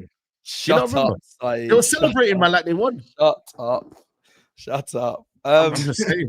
Just saying. Where do we start? Let's start. Okay, let's start. Obviously, the manager and the 11, the lineup. I think we might as well go from before the game, and we saw the 11. And I mean, my head went. I thought, you know, like you get leaks of 11s before they come in, and I saw the midfield three, and I said, "Rah, he ain't going with that. Surely this must be a wrong 11." But obviously, he went with Marino, Zubimendi, and Declan Rice, which actually I think at times has been heavily criticised. But the Bilbao game, I actually think I'm probably one of the only persons that think this, but I was sat there and actually thought it done well. I think the Spanish link up, I thought they were battling hard in that midfield when it comes to physicality, the duels and all that, and it was quite a physical midfield. It worked then. For this game, what's frustrating is obviously you're at home. I believe the squad is the best squad in the Premier League, in my opinion. The squad. 11s, you can argue Liverpool's got with this second thing. They got a strong 11 Salah and all that. But as a squad, I think Arsenal have the best squad in the Premier League. So I want us to flex our muscles a little bit. So especially when you're at home to a team like City, who we've beaten 5-1 in the previous season, we've actually embarrassed them. You'd think, okay, you're full of confidence with the squad you've got. There's no excuses this season for Arteta, regardless of there's injuries to whoever. Yeah, you would expect. Steve comes in right on time on this segment. What Go on, Steve. what a timing, eh? What timing. Brilliant. But yeah, so I just think with the squad we have, I was like, let's just go for it. Let's flex our muscles. I've been screaming for an Eze in the 10 for ages. I think Arteta does this thing where he's very stubborn. Doesn't want to do what the online world is saying. He just won't put Eze in the 10, and I don't get why. I actually think Declan Rice is a natural 6. Obviously, we play him in 8 all the time, but I want to see him in the 6 at times. But fuck it, Zubimendi's there. You know, Rodri talks about how good Zubimendi is. We know Zubimendi's actually a quality top player. He goes in there. If he put Rice and Eze in there, it'd have been perfect. I think that'd have been a well-balanced midfield. But he didn't. He decided to bench Eze. You know, your most expensive signing of the window, a player who's played against City, scored a winner against City as well in the cup. So he knows what it's like. Could have been in front of his home fans. I was shocked, honestly shocked Eze didn't start. Madueke obviously, had, in my opinion, listen, I always backed Madueke from before he came to Arsenal. I wasn't one of those fans that signed a petition or defaced the bloody murals outside our ground because we were signing Noni Madueke. For me, he was the best player in that first half for Arsenal. And obviously there's word now, it's obvious as he was limping at half time from his knee, he's got a knee injury, he's obviously gone under scans. That was a big shame. I think Trossard, I don't know what Trossard was doing, if I'm honest. I'm getting frustrated with Leandro Trossard. I think, you know, he sulks a lot. He'll go on and score a goal, and then I guess he probably knocks on the manager's door the next morning and says, "Look what I can do." Then you get the chance, you get the responsibility to start a game, and then you go missing. So for me, that was annoying. I don't know why we didn't address that early, but Arteta clearly knew he made the wrong mistake in the 11 because at halftime he made the changes. Fair play to City in the counter attack. They caught us cold. I will say about Rodri's last comments about us mentality and whatnot when we went down to 10 men and we camped in the box and whatnot, and then you come to the Emirates and I haven't seen a City side be so defensive.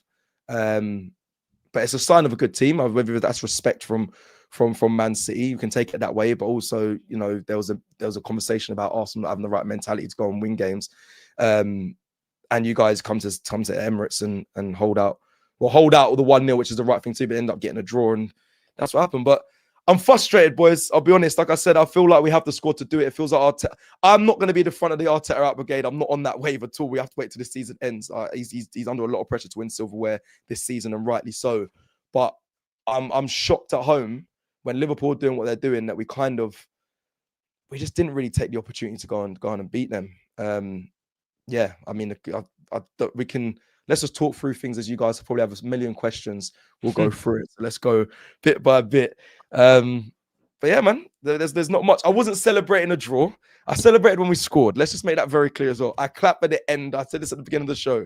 I clap after every game. I wasn't screaming, yes, well-deserved draw. I wasn't getting excited. I was just clapping because when I go to games, regardless of the result, I always clap my team. That's a tie thing. I think tie's got me. Fair. Tobes likes to clap as well, so that's nice for everyone clapping. Toes a proper clapper. He's a big clapper. He's the big six clapper. I want to bring in Steve. Big up, Steve. You joined us, brother. How you doing? Hello. Obviously, Scholes made the title today. He's gone 5-5-0 City, take a point at Arsenal. How does that? How do you feel about the game? Is that your perspective on it? Listen, we know where we are as a football club. We've been on here for the last how many weeks? People have been telling us that we finished and not the same City team, etc., etc. We've been battered off Tottenham. We've been battered off Brighton. You know, so it's not been. We know where we are. So we had to go to the Emirates, and all we wanted to see as City is a little bit of pride and a bit of fighting. Last season, we were a wounded animal. 1 win in 13. Arsenal spotted that. They dominated us. They battered us 5-1. So we were on the back of a couple of good results. Arsenal had the extra rest in the week. And we were going there just like, let's see what we can do. We always try to go there and see what we can do. And we got our noses in front. It was a brilliant goal. You know what I mean? Fantastic counter-attack. And Erling Haaland, you know, people like to talk and say he can't do much, but he created that goal and he finished it. You know what I mean? The pace, the power. Gabriel was miles off it. And we're winning 1-0. And then we knew it was always going to be back to the walls. Listen, Arsenal are in phase whatever it is of their rebuild. This is the title-winning Arsenal team that we've been told is going to win the league. All we need is a striker. All we need is Eze. All we need is this, right? So they've got that now. This is a Manchester City team that's won 4 in a row, the treble, and is on a decline. We're in a phase 1 of the rebuild. So it's on them to win that game. If you want to challenge Liverpool, you are the 2 title challengers. You've got to beat us. Go and beat us. Tottenham went and beat us. Brighton went and beat us. Go and beat us. So, are you on phase 1, Steve? Sorry to jump in. Do you think you're honestly phase 1 of the rebuild? Because we've done a rumor in goal now. Doku's had a season bedding in. So the players you've got, Rodri's back and all that. It's not phase 1 though. It's you're. I think you're gonna be. We've done that Donnarumma signing as well, and that change of goalkeeper. I think you're gonna be back up there. I think you're gonna be back up there. Maybe not. Listen, maybe not with the Liverpools are not challenging, but you're gonna be top 4. When you lose Ilkay Gundogan, Manuel Akanji, Kevin De Bruyne, you know, all these players, and you're playing a number 10 at left back, you're playing a centre back at right back. Cherky's injured, you know. It is a phase 1 because we dropped the ball. Last season we realised we weren't good enough.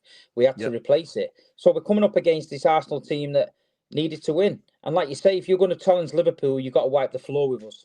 It's all right saying you beat Man City 5-1 last season. What did that achieve? Nothing. You beat Real Madrid last season. What did that achieve? Nothing. So at the end of the day, you know, we're a team that beats teams and gets shit done. But we know where we are. So we're winning 1-0 and we realise that, right, okay, we've got 2 options here. We either try and attack you again and open up the game and let you wipe the floor with us, or we dig in deep and see if we can go again. And let's be right, if Erling Haaland squares it to Phil Foden, it's 2-0, it's game over. I can't believe it. So before the game, if you'd have said to me, I want to, would you take a point? I said, yeah, I would have took a point. A point's a better result than it is for you. And at the end of the day, we're on the back of Pep can't lose, you know, 3 Premier League games this early. So it'll be disappointing to lose it. But I thought City played well. I thought they dug in deep when we had to. Is it ideal taking players off? No. Cousinov got himself injured. That wasn't ideal. We had to put Nunes on at right back. So this is what I'm trying to say about the phase. You know, we're playing midfielders. We've got no right backs. So playing midfielders coming on at right back. You know what I mean? Erling Haaland gets injured. We've got no one. We've not got another striker at the club that can play there. Mamouchi's injured. So we're patched up a little bit. But listen, we played well. We've seen some good signs, I thought, from Manchester City, that things are getting there. The spine of the club is being built. Donnarumma, Rodri, and Haaland. That's the spine of the football club. Now it's just adding little bits off it. So January will probably be the same. We're going to add to it and that. But I just think from Arsenal point of view, you know, when is it? If this isn't the team that wins the league, when are you winning the league? Oh no, that's a fair question. I agree. I with this manager, if this isn't the team that wins it, then it has to be a new manager. Because you're right. Like I've said it. I think the quality of the squad is there. I've honestly, I look around the team, even A and B team, and I think, you know what? There's no excuses. I don't care what anyone says, and it's frustrating to see. Even that City game, I think your shape was really good. We tried to go through centrally, but we couldn't. There was never no one picking up the ball in the space. And when they did go through the middle, Arsenal, we actually hurt you. Funny enough, is where Eze, when he dropped into that 10 position, which Arteta is refusing to play him in or start him in, that's where we saw the goal from Eze, the through ball over the top from central position. I think we kept trying to use the flanks, which, listen, I think Noni did well. I think the flanks did work, but I think we were hurting you through the middle. And I give credit to City and their shape. And it was finding it hard to get through that middle. But you're right. That's the real ending of my point, though, is the fact that if he doesn't win it this season, then he's probably gonna have to go or actually, I say silverware. I'm not like everyone else. I know everyone's gonna say the Premier League, but Liverpool have always been favourites to win this league. But we have to win silverware this season. I've got to give Martinelli credit for the goal, because I know a lot of people criticizing Donnarumma for where he was, but if you watch that, Nathan Ake switches off. He's watching Martinelli, so he knows where the ball is. It's come behind Josko Gvardiol, so I'm giving him benefit of the doubt, but it's the touch that kills it, because I think that Donnarumma thinks he's got to take a touch and it's going to push the ball in front of him, so he has to come out and slide.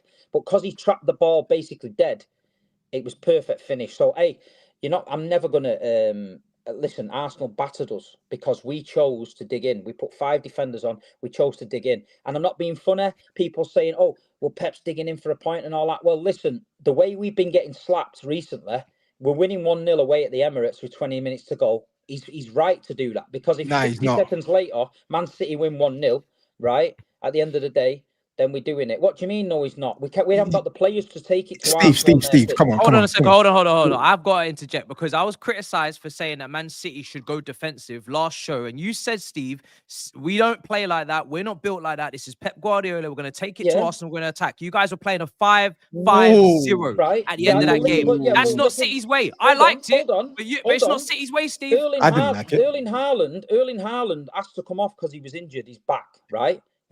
We had no striker. We got Mateus Nunes, who had to come on at right back because the right back got injured. You've got Rodri, who was treading water, who's just come back from an ACL, who's played 293 minutes in 8 days. Right? We were fucked. We were dead men walking. So we had no option. We haven't got the bench like Arsenal have got to go and bring on Eze and all these. We didn't have that. You've got to look at context. We played our hand. We had to do what we had to do. Do we go and try and push and get beat 2-1? Right? Like we did at Brighton, or do we sit deep and try and get something? We sat deep and got something. It's all right, people jumping on Pep Guardiola now, but how many times in the last 10 years that Pep Guardiola's been at the club? Not 10 minutes, 10 fucking years has he done that? He's not. But at the minute, he played that card. He's entitled to play that card. But this is why we got ridiculed for that, though. We got ridiculed. This is why. Because you needed to win. You need to win. You were going for the title. We ain't going for no title at the minute. We've lost 2 games. Steve, hold on, let me go one second. I agree, Steve. I agree with you, but this is why when I suggested it last week, you was like, nah, I bet you we won't play like that. Because I knew Pep has got a history of when he needs to, or where he feels insecure, or where he's worried about losing, because I think he was worried about losing. When he used to come to Anfield, he used to play more defensively, and when he went to Arsenal, first get the positives out of the way. I think that was one of the best performances from an attacker I've seen from Doku all season. Quality. Jeremy Doku was ridiculous. But just let me say this one thing, a quick point. Just let me say this one thing.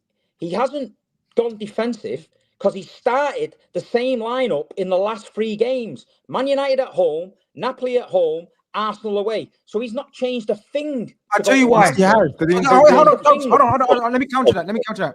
I'll tell you where the changing point was. First of all, Doku. And secondly, Haaland is playing like the best striker in Europe right now. Like everyone talks about his goals and his tap-ins, and that's all he does. He bullied Saliba and Gabriel, ragdolled them for 90 plus, how long he was on the pitch. No, I don't think no attacker has done that to them to that extent. Cecil, you might disagree or agree.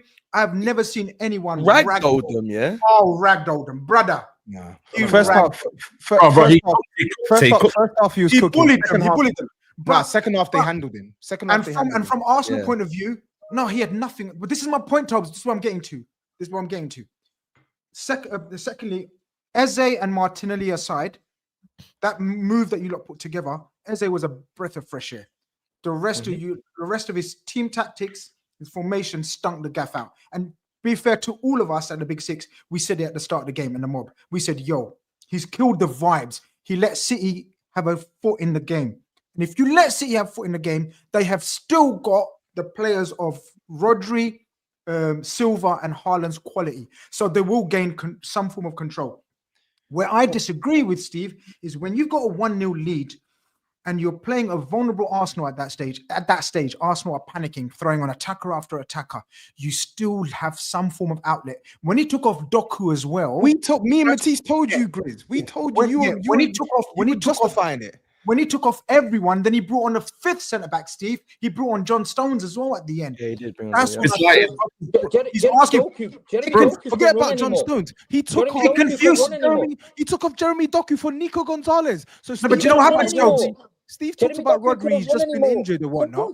Rodri stayed on and played for 90 minutes. There's no problem with bringing on Nathan Ake to go to a back three, but you have literally taken off any sort of threat in the transition for Arsenal. Was no threat. One sec, Steve. When he made those subs, that was him basically saying to Arteta, you know what? I got nothing else to throw at you offensively. Now it's a case of, can my team literally shut you out? Come on, man. That's right. By the way, what Tobs is saying is right. Something to think about. Imagine if Doku stayed on the pitch. Yeah, by the 45-minute subs, the 2 subs, obviously Eze and Saka. Right, and he brought we didn't make an attacking sub until like the 80th minute. That was apart from the half. So we were kind of like, this is what we've got. And you guys, we didn't score until like. Man, I'm saying Savinho came on for Doku. No, that's not true. Nico Gonzalez came on near the end to do what Doku was doing. Nico Gonzalez came on for Doku. What is Nico Gonzalez doing on that pitch? Right, what part of football don't you understand that Jeremy Doku could not run anymore? He was fucked. He was fucked, mate. He was breathing out of his eyes. He couldn't. He was signaling to the bench. He was gone. He was gone. So you want to keep a player on the pitch, right, who can't run and press anymore, and we got no outlet. So what he did is he brought Gonzalez on to shore up the midfield. Then he brought Savinho on as an outlet when he realised it. We played our cards the best we played. We are not going to go and attack Arsenal and get Gidde and get beat fucking 3-1 because we've done that before. So at the point for Manchester City, whatever anyone wants to sugarcoat it, the point for Manchester City is a better result than Arsenal. We said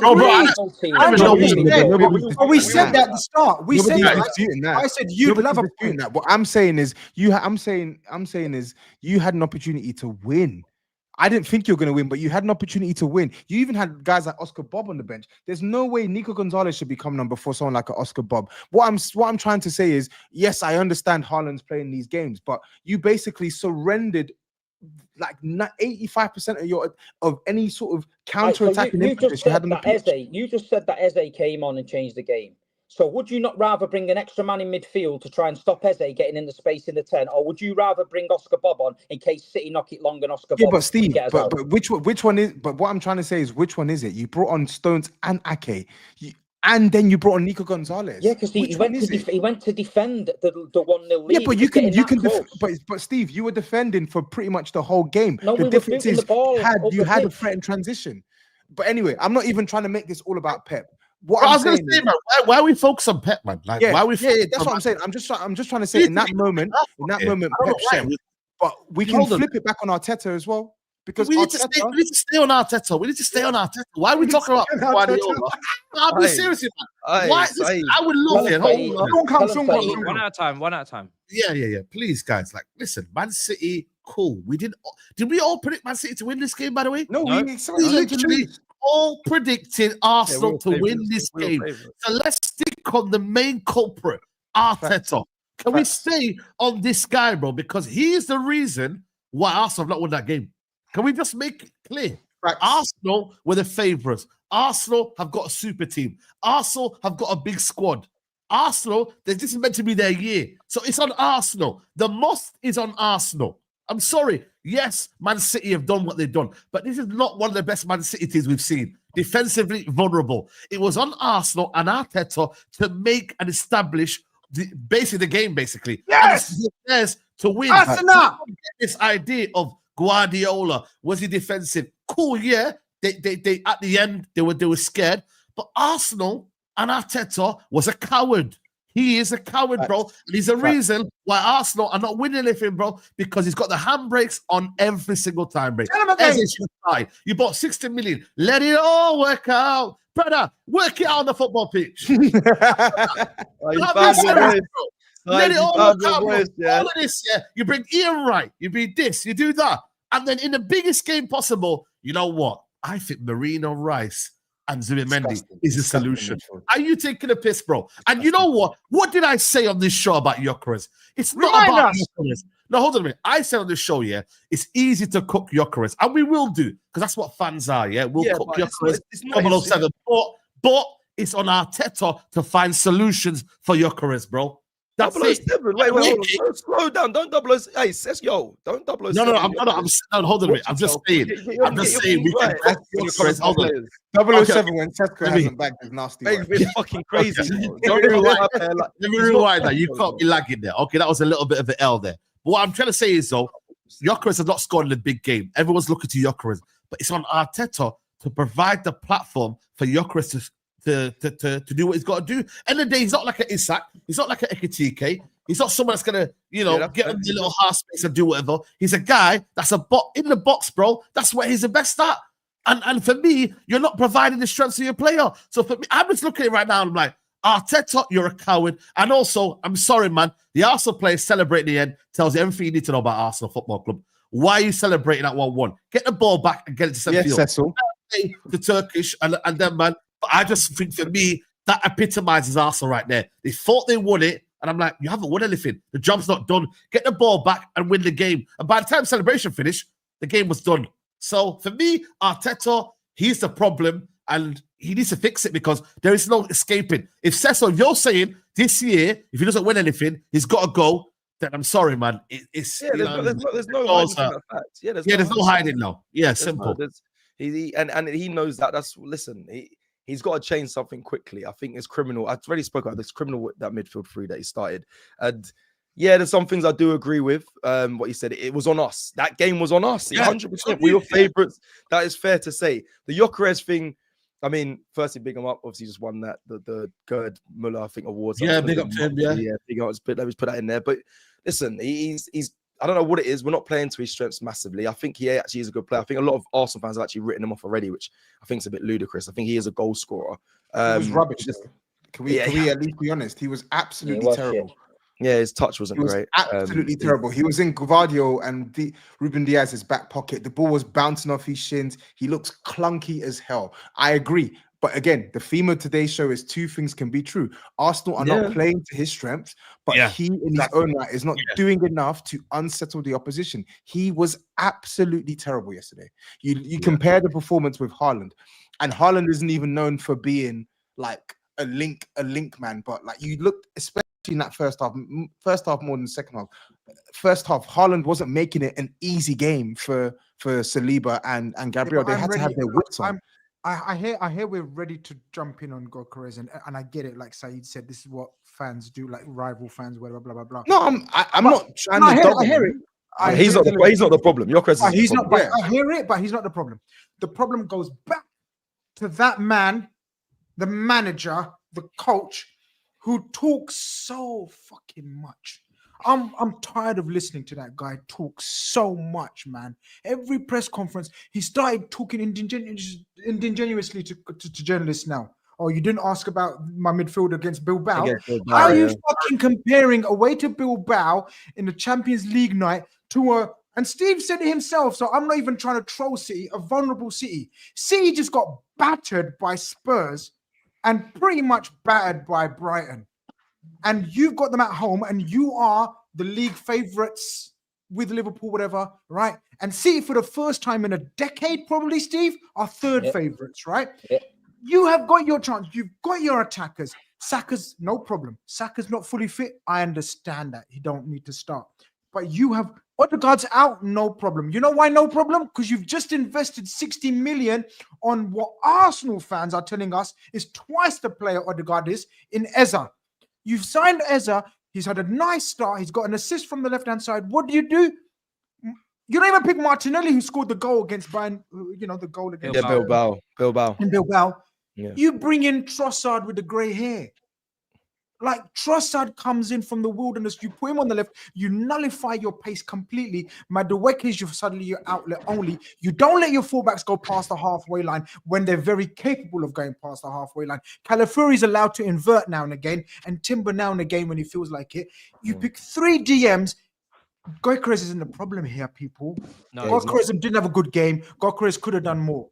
But the problem is that, and I said it from the start, the mentality of the Arteta will define Arsenal's season. And so far, he ain't shown nothing. This was the chance to show something. We all predicted Arsenal wins for a reason, because I agree with you. You have got the best depth squad in the Premier League.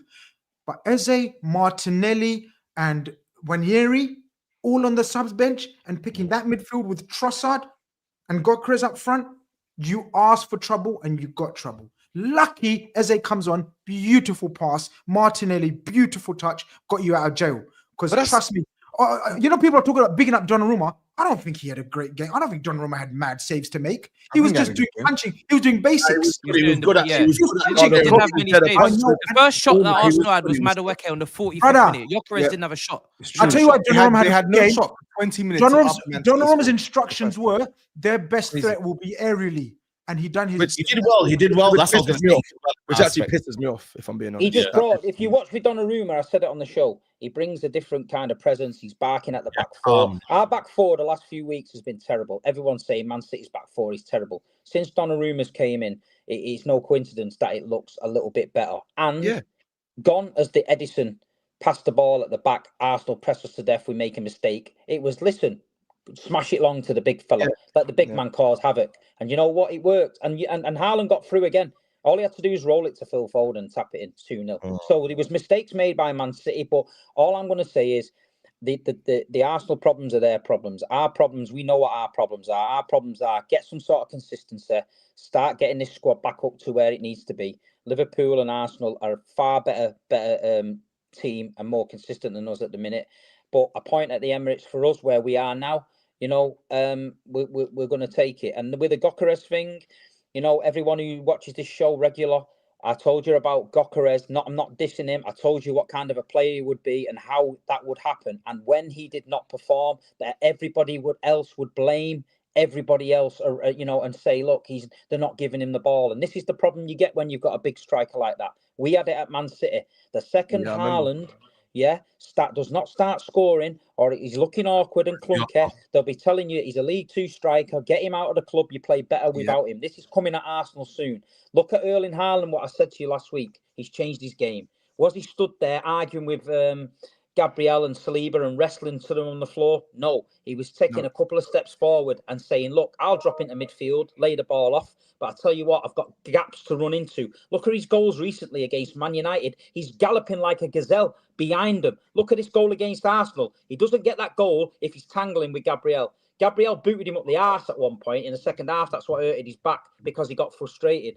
But Arsenal will have to learn to adapt to Gyökeres because, like what Toby said, it was bouncing off his shoulder. It was bouncing off his shins. Ruben Diaz was wrestling with him. He fell into the trap. And like you say, City had to play dirty and play with a bit of grit. And it's not the kind of Manchester City I've seen for the last few years. But it was a needs, must sort of situation. We know where we are. And I'm just going to leave it on this. A point was a good result for us in the end. Steve, sorry, just quickly. Did Haaland have to adjust to City a bit? Or was it all on the team adjusting to Haaland? Because because... You've first of all, in my opinion, Erling Haaland is 10 times the striker he is. 10 times, right? So it's not a case of that. But what I think it is, I think the Premier League's a different kettle of fish for him. I think people were blinded by the goal scoring record, which is phenomenal in Portugal. And I feel like he's going to get frustrated, like Haaland did. He went through a little spell where he gets frustrated, and you naturally start tangling with centre-backs and trying to overdo it. And you've got to not do that. You've got to relax a little bit. And I think that Arsenal have got all the tools around him to supply the ammo. He's just got to pull the trigger on it. He's got to concentrate on his own game and not get dragged in. Because I said it on air, some centre-backs who you wouldn't expect, like your Lewis Dunks and mad people like that, will love playing against Gyökeres because that's what they want. They don't want him getting in behind them. And at the minute, listen, it's early doors, but the Arsenal fans can't. If you're backing him, I've never backed him. Before he signed for Arsenal, I've never backed him. So I'm going to say what I think of him. But if you guys are backing him, I backed him before. You've got to back him, regardless of games. You've got to back him, and then Arteta has also got to back him, and he's got to create a system that plays to his strengths. You know. Yeah, Matisse. Before you go, the last things on this. I said I'm frustrated with the way we're playing. That's pissing me off. We'll go back to Mikel Arteta right now. The style of play, the towels by the balls, we're doing longer goal kicks, we're doing long throw-ins. I know a lot of teams are now adjusting to this, kicking it in the corners from kickoffs, all of that. But like with the quality of our squad, whether that's Martin Zubimendi, whether that's Eze, whether that's Ifeanyi, these are ball-playing players. These are players that you stand up and want to watch. You pay money to see technical players. We're not. It's pissing me off. We're birthed off that. I fell in love with Arsenal for the way we play, and we're going the complete opposite direction. I don't get why either, because the players are there. Like there's enough footballing quality on that pitch. Declan Rice is a technically good player. Yes, he covers every blade of grass, but he's fucking good on the ball. Martin Odegaard hasn't been great, but he's a technical player. All these players, I actually think bar Gyökeres, we have a freaking good technical team. And that's what has pissed me off the most, because we can beat teams playing that way. We can beat teams playing beautiful football. I've seen Arsenal do it with lesser players. So I don't know what Arteta's doing. He needs to address it. And I know it should be. I wouldn't say it's not that easy just to change your style of play, but he's done it. We've seen it before, and the players are of quality to be able to do it. So I would add Mikel Merino into that. He's not a technical player. Mikel Merino. No, he's not, but he's a good fit. I think he's one of our best. Good finisher. It's a good finisher, but the way as an eight, that he either goes missing or he doesn't pick his head up quickly. He's an awful midfielder. He's an awful midfielder. He's an awful midfielder. Yeah, he does not play well whenever he plays in the midfield. He's just good for winning duels. That's it. Winning duels and box crashing. I'm not gonna lie, I kind of want to get through super chats, but I'm surprised no one's brought up Rice, because Declan Rice, boy, Rice was awful game. Yeah. All right, go on. Go super chats. You don't want to get into it. Let's call it a spade. He's not been good this season. Where he's sitting on that Ballon d'Or irks me, but I'm not going to get into it. Yeah, bro. John, if I speak, Arteta got the lineup wrong, but the fact that that's overshadowing a Pep Guardiola low block for 70% of the game is astonishing. I don't think these guys are trying to. They're just trying to sugarcoat it and deflect onto Guardiola. If that's their coping mechanism, if that's the Arsenal coping mechanism, crack on, because Pep Guardiola's done that once or twice in fucking 10 years, man. So at the end of the day, don't get it on Pep. All Man City fans, it's our job to slag Pep, and we love Pep. And what he did at weekend was fucking fantastic, and we got a point. So get onto the fucking Lego head. And the one that wins no trophies. Don't be getting onto the serial trophy winner. You know what I mean? Get the fucking dog out. Get the dog out the kennel as well. That needs to come out. Take the dog for a walk, and hopefully that might fucking spark your season, because at the minute it's looking grim. Oh, Steve's back. Brandon says Toby got gym strength but couldn't wrestle his hat back from the leader of the Gremlins.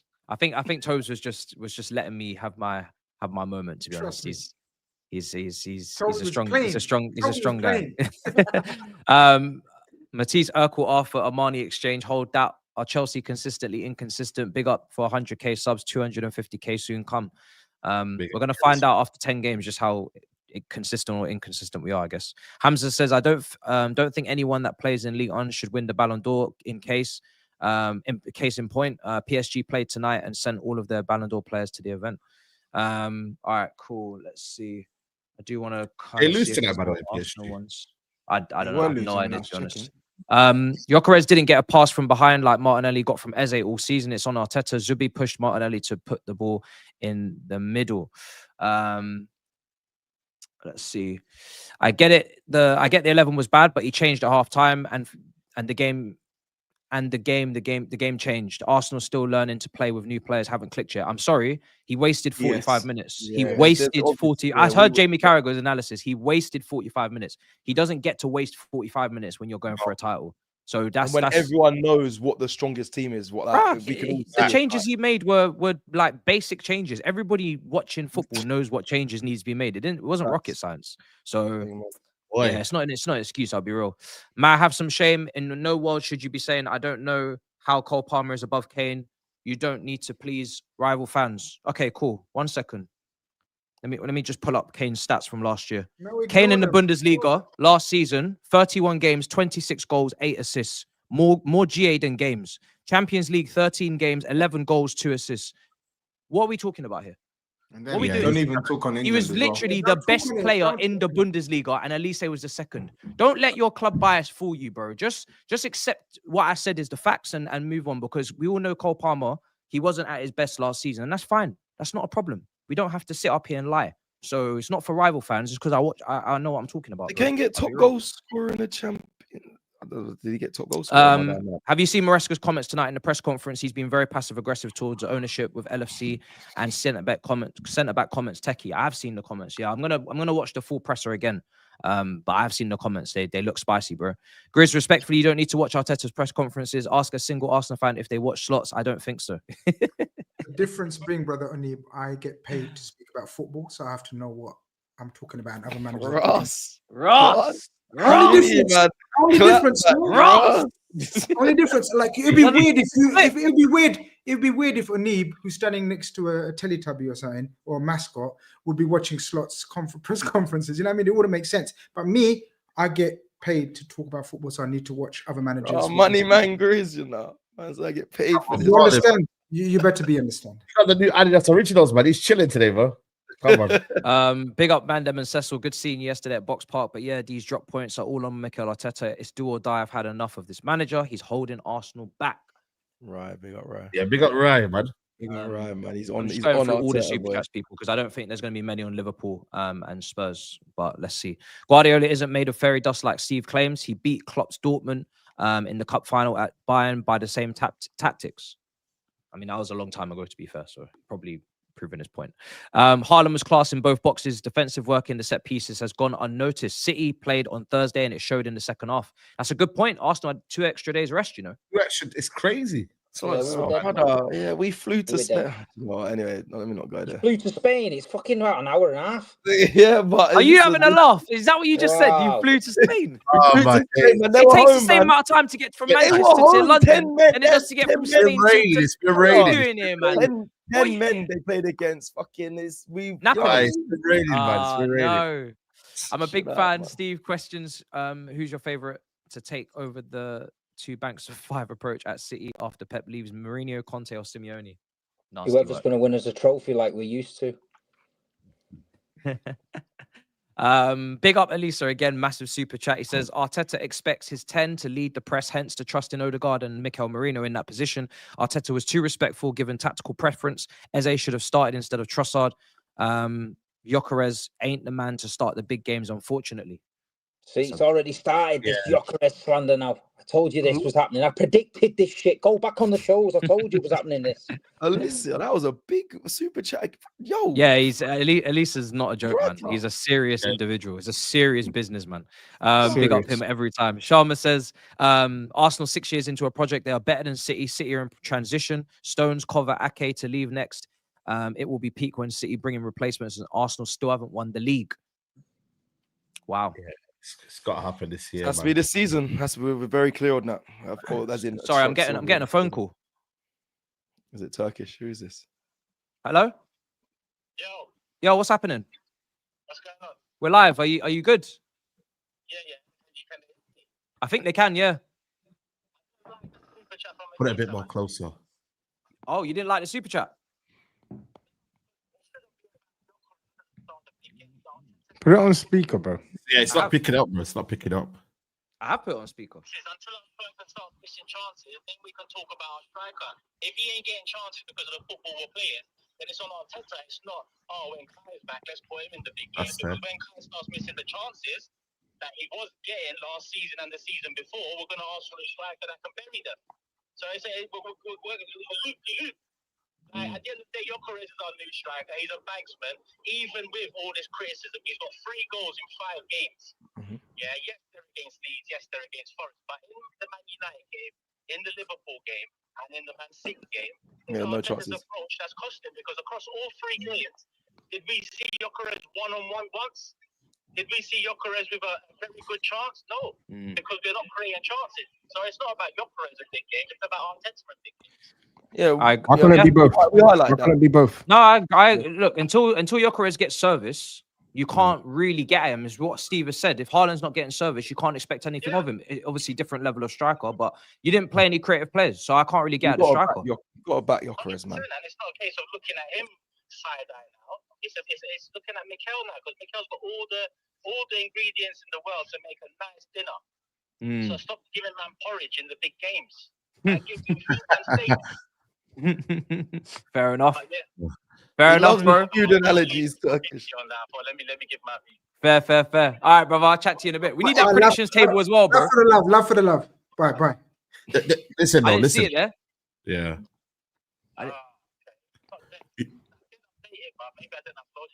I don't think it wasn't there. It wasn't there. All right. TOBS is last anyway, so that's Yeah. All right, in a bit. Whatever. Big I up. don't give a shit. What I will say to that, like, listen, everyone's in the same boat, guys, man. So you got to create your own chances. You got to look at Haaland wrestling and doing whatever. Like, listen, not everyone's gonna get this level of sympathy, So I hear it, but we could all say technically it's on the manager. So, Bro, Turkish, do you know why he's a hypocrite? Because he's a hypocrite because this was the same guy who was cussing Sesko for an equally terrible performance against Chelsea. And he did, where was his service? Where was his service? I just want hold on. He's playing against dead teams, Grimsby and that. I'm not even showing up. It's the same. That's not even what I'm saying. I'm saying when a man has played crap, yes, we know that there are factors, but we're analyzing the entire game. Nobody is saying that, oh my God, Arteta isn't responsible. We've just spent 30 minutes calling Arteta a coward, and rightly so. But Gyökeres is a £64 million striker who's coming with a big reputation. You have to do more in a game of football when you're not scoring. You're not always going to get chances in these games. What can you do to the opposition when you don't have the chances? Simple. Yeah. Yeah, you can't criticize Sesko for not laying a glove on Chelsea and then. No, but I'm talking about Sesko. Like, I'm not talking about fucking Sesko in. I'm not talking about you. I'm talking about Turkish. I'm talking about Turkish. I'm not talking about you. Sesko is scoring and he's still scored Leeds. Yeah, but listen, hold on a minute. It's scored against not just Forest, cool, Leeds United, but the 2 big games he flopped. The 2 big games he flopped. So in the day, yeah, cool, Sesko hasn't scored, but you can apply them same principles in terms of what do they do off the ball, and we haven't seen anything yet from Gyökeres. So it is what it is. Everyone can moan about the managers. Let me go through the rest of the super chats. Ryan says, I don't agree with people saying Arsenal have better depth than Liverpool. There's a reason Liverpool can change score lines from losing to winning games. I think it's a mentality thing because, like we said, you could have picked up the ball and ran back. VAR, no VAR. The mentality was not right. Liverpool would have definitely picked that ball up and gone back to the centre circle. Play Gyökeres against shit teams. The struggle was never against the top 6 teams. We can't retain the ball with him. More of a big deal in big games, says Elisa. Big up for the super chat again. Right, let's see if I can stick to Arsenal here. Seeing Turkish peddled the bitter lie that Palmer's only had 1 good season, 20 man the matches awards in the Premier alone last season, and player of the best player at the Club World Cup. Bitter, I think. Arsenal fans tell us they have the best squad in 11, so please tell us why you're 5 points below the unsustainable Reds. The weapon you lack is mentality. This is why we're frustrated. This is why we're frustrated. It's clear. A poor 11 out the gate to supposedly have an advantage on the midfield battle, and 45 minutes of no creativity out of it killed the game. My brain's not working. What's this meaning? Whatever, man. The game with potential to be a title decider. With potential to be a title decider at game week 6 is pathetic for real. All right, cool. I want to move on to Liverpool, guys. Personally, let me just see if I can. A couple more. Because Hey, I know Grizz is looking to analysis. You know what I'm saying? All right, let's get into Liverpool, and then if there's anything else, I'll swing back round. Grizz, big win in the Merseyside derby against Everton. Talk to me. That's very a good big weekend. Game. Yeah, Big very win. good weekend. Couldn't have worked out better for us. Obviously, we had to do our business first. Make sure we get 3 points on the board. Merseyside derby, third game in 6 days. Champions League, Burnley away. Burnley away, Atletico Madrid, and then Everton.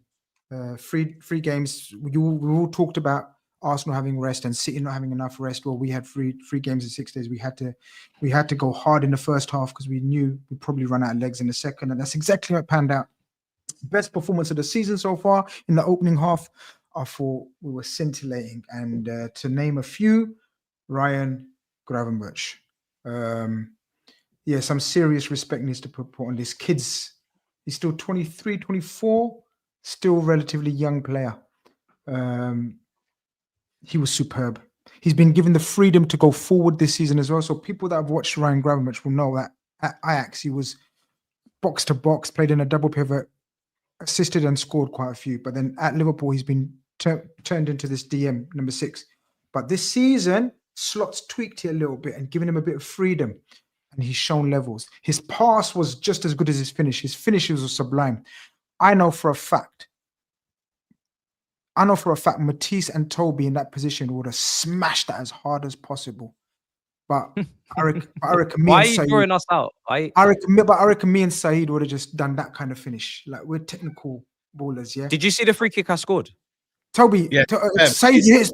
No, Matisse but he smashed it in it. He smashed that free kick. No, I whipped it. I whipped it, brother. He smashed it, brother. See, look, Anyway, the point being, it was one of those sublime finishes where you have to know exactly what you're doing with it. It was It's like the Ronaldo. You know Ronaldo 2015. 100%. And the pass was like Salah's as well. Whoever done that, was it Ozil or Rodriguez who done the pass to Cristiano Ronaldo for Real Madrid? But basically, Salah's pass was ridiculous. So I looked back and I realized, shit, no one talked about Salah's pass. It was a bad boy pass as well.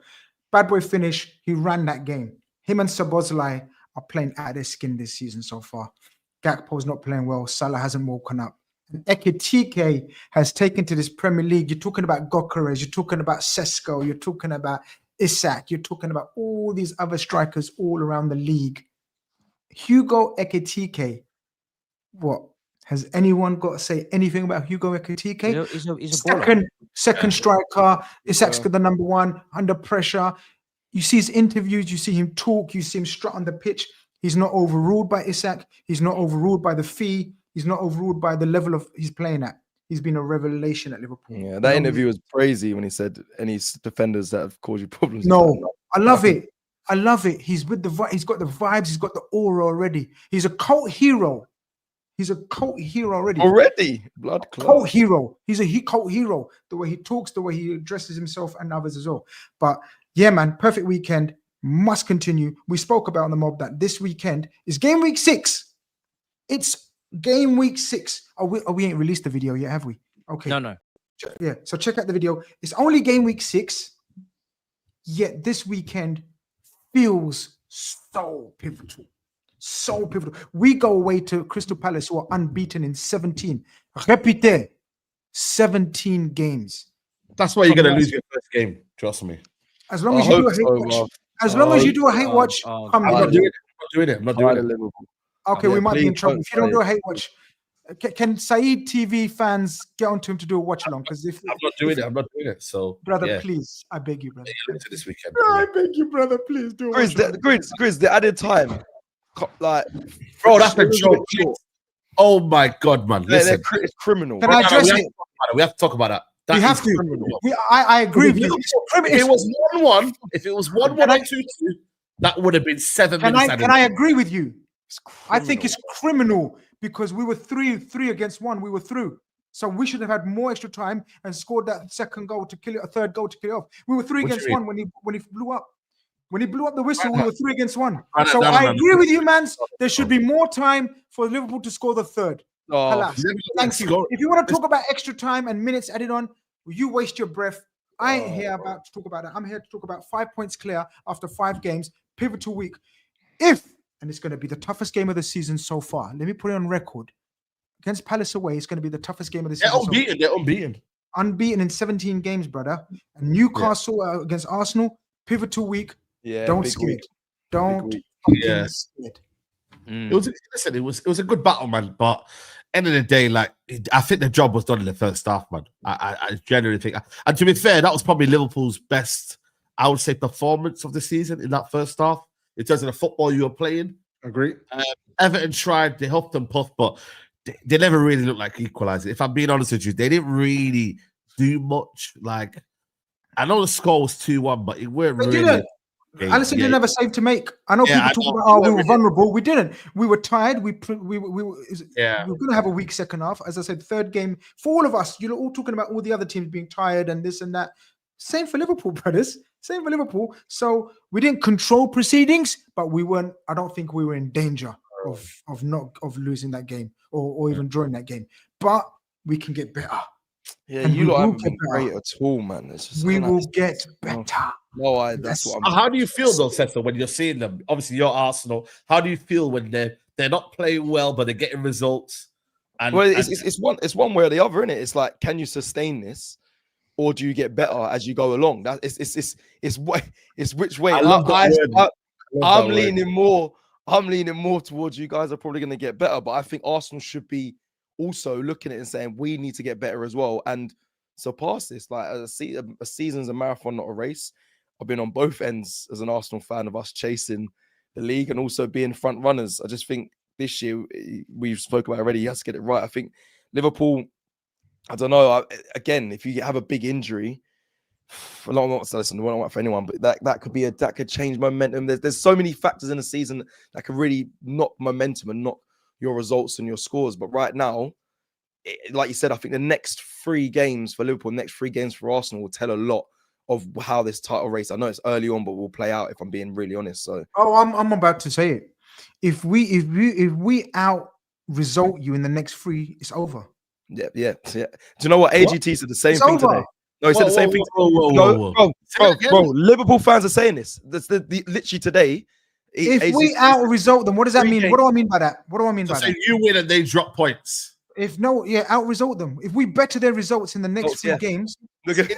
We all say bro, I've heard that from 2 other Liverpool fans. I've heard that from 2 other Liverpool fans. They're the same thing. Hold on. Can we actually get this on record? So, Grizz, you are saying if you win and they give me the big fucking screen, man. Give me this is Hollywood.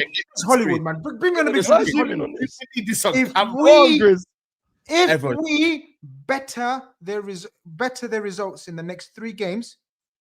Who's they? Arsenal sitting in the race. And Liverpool will win the league. Don't scared. No. Answer the question. You're a coward. You can't do that. Bro, Liverpool fans are saying this. This is not just saying it, bro. This is not just saying Liverpool will win the league. Say it with your chest. Say it, bro. English? Which language? Bro, no. Because later on you're gonna twist this. Do this. Don't scared stuff. If we get to the if we better their results in the next 3 games, the title race is over. Over. There you go. Okay. Boy, Cecil, that's a lot of zoom, man. That's it, bro. That's a zoom and a half, brother. You see, that's crazy, bro. He said about Crystal Palace is tough. Did that, and then he's just saying that. Okay, say no more. I'm saying if. Bro, you forgot the if. Fans are on the high. We will be there. Yeah, on a high. 100% we'll be there. There's a reason I got the war hat on today in game week 6 already, 5 week already. Remember, I told you I'm not bringing out... Last season in February, was this guy not hesitating to call up saying Harris was done? I'll be honest, yeah. If I was Grizz, I would already come in here with a crown. I would already come in with a crown. Yeah. Matisse, you already know. If I was Grizz right now, 5 wins out of 5, and I saw Arteta doing these things, I would have come in here. Life different, SAEED.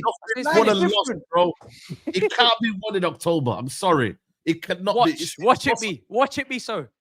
Brother, were they not? Hold on a minute. Were Liverpool not like 10 points clear, and they dropped points at Newcastle? They dropped points somewhere else, and then they nearly like bottled it a little bit. Do you remember, guys? But SAEED, Grizz is finally getting off the fence. Why are you trying to speak some of your logic and wisdom? Leave the man to do as he pleases, bro. Please let him do as he pleases. You know, So we don't get times like this much with Grizz. You waited 5 years for this. We got him clipped anyway, so I just wanted to just put that out there. And the reason why I have to say this, Saeed, if you were top of the league with 5 wins out of 5 with these players, you would not be speaking. Brother, my flag would be out, man. My flag would be out. You'd be dancing, bro. You see the shades, man. It wouldn't be like this. I would be like, yo, we're winning the league. You know what I mean? But obviously, I put my shades back because, you know what I mean? No, that's happening around this time soon. The roof's leaking and that. Yeah, put it back in. Oh my God. You know what I'm saying? My God. But yeah. Elisa with another red super chat. Oh, he's going crazy. What is going on here? Man has unloaded the clip 3 times on this show. I'll call your bluff, Grizz. Panel picked the 4th. What's he mean by that? What's he saying? Yeah. What's he saying? No eyebrows. No, but what's he saying? What's he mean? Oh yeah, that's a great. What do you mean? You have to shave your beard, moustache, and eyebrows all off. Please. Yeah, but what do I get? Oh, chat to Elisa. Yeah, Elisa's got. Elisa, yeah. Elisa, I'm sure Elisa will financially compensate you very well. Chat to me, Elisa. Chat to me, Elisa. Yeah, I'm saying. I'm sure. My DMs are open, brother. Oh God, people running a not sustainable gimmick on Liverpool again. Do you guys not learn from last season? Arsenal fans, please focus on your team. We're tired. I just referenced it. I didn't say I said I think they're gonna get better, but we just need to get better. Some people are trying to compare Gravenberch to prime Fabinho. I agree Gravenberch is the best midfielder in the league, but he's not prime Fabinho yet. I'm not gonna lie, I think he's better than Fabinho. Bro, I was gonna say, man, he's better than Fabinho, bro. I'll be real. I think he can do more. He's a better, bro. He's a better player. He's a better player. I don't know if he's better defensively. He's a better dribbler.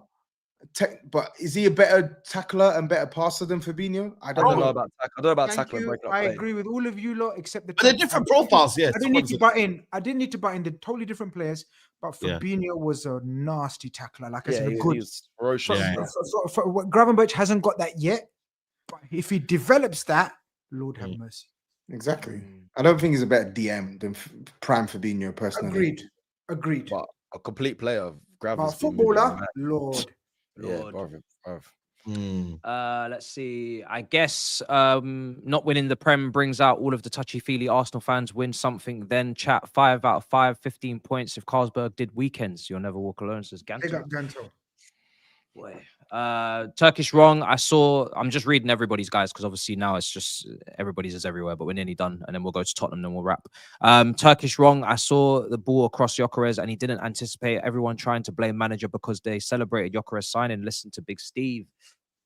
I think the manager's got to be. Yeah, man. I don't know how many seasons you want to keep doing this, but it is what it is. Yeah. That chance, by the way, was a deflection behind him. Anyway, Karen, I think that's what they're trying to.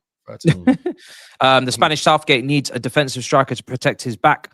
8 this season, conceded 2 goals, costing 5 points. And Liverpool conceded 7, costing 0 points. Boy. Grizz and Jamal, are you going to tell Big Steve about your shameless phone call on Sunday saying you were going to cook him if for finishing below United when he loses to Arsenal? Says Echo Foles. Yeah, to be fair, Grizz called me and he was plotting something, but really and truly, the game happened and it's merely Arsenal you need to cook, really. No, but we're gonna talk because of course. Yeah, but that's end of the season. Exactly. We're gonna talk. Yeah, but it's a big like man trying to call us out there, like, are you like we're gonna we're gonna do it. We're gonna do it. We're gonna do it, man. Do it. It's all title race super chats right now. A lot of rightful chatter on Liverpool not clicking, but the fixtures have been tricky. Bournemouth, Newcastle, Arsenal, Everton is very tricky. If you look at the table, they are dangerous. Microwave pop. Interesting. Early call. Gyökeres isn't Arteta compatible. Ekitike would have been a perfect striker for this Arsenal. 100%. It's a very good shout because he's more like Ekitike would have been Arsenal. Yeah, he's close to. He's like Isak, isn't he? He's close to Isak. Yeah. His baby Isak. Exactly. I know in hindsight, but it baffles me that Arsenal didn't even take a look at Ekitike. He would have been perfect for your system. Only 15 million euros more. We know this. Ekitike, bro. It makes me so sad, bro, that we didn't go for him, bro. He was perfect.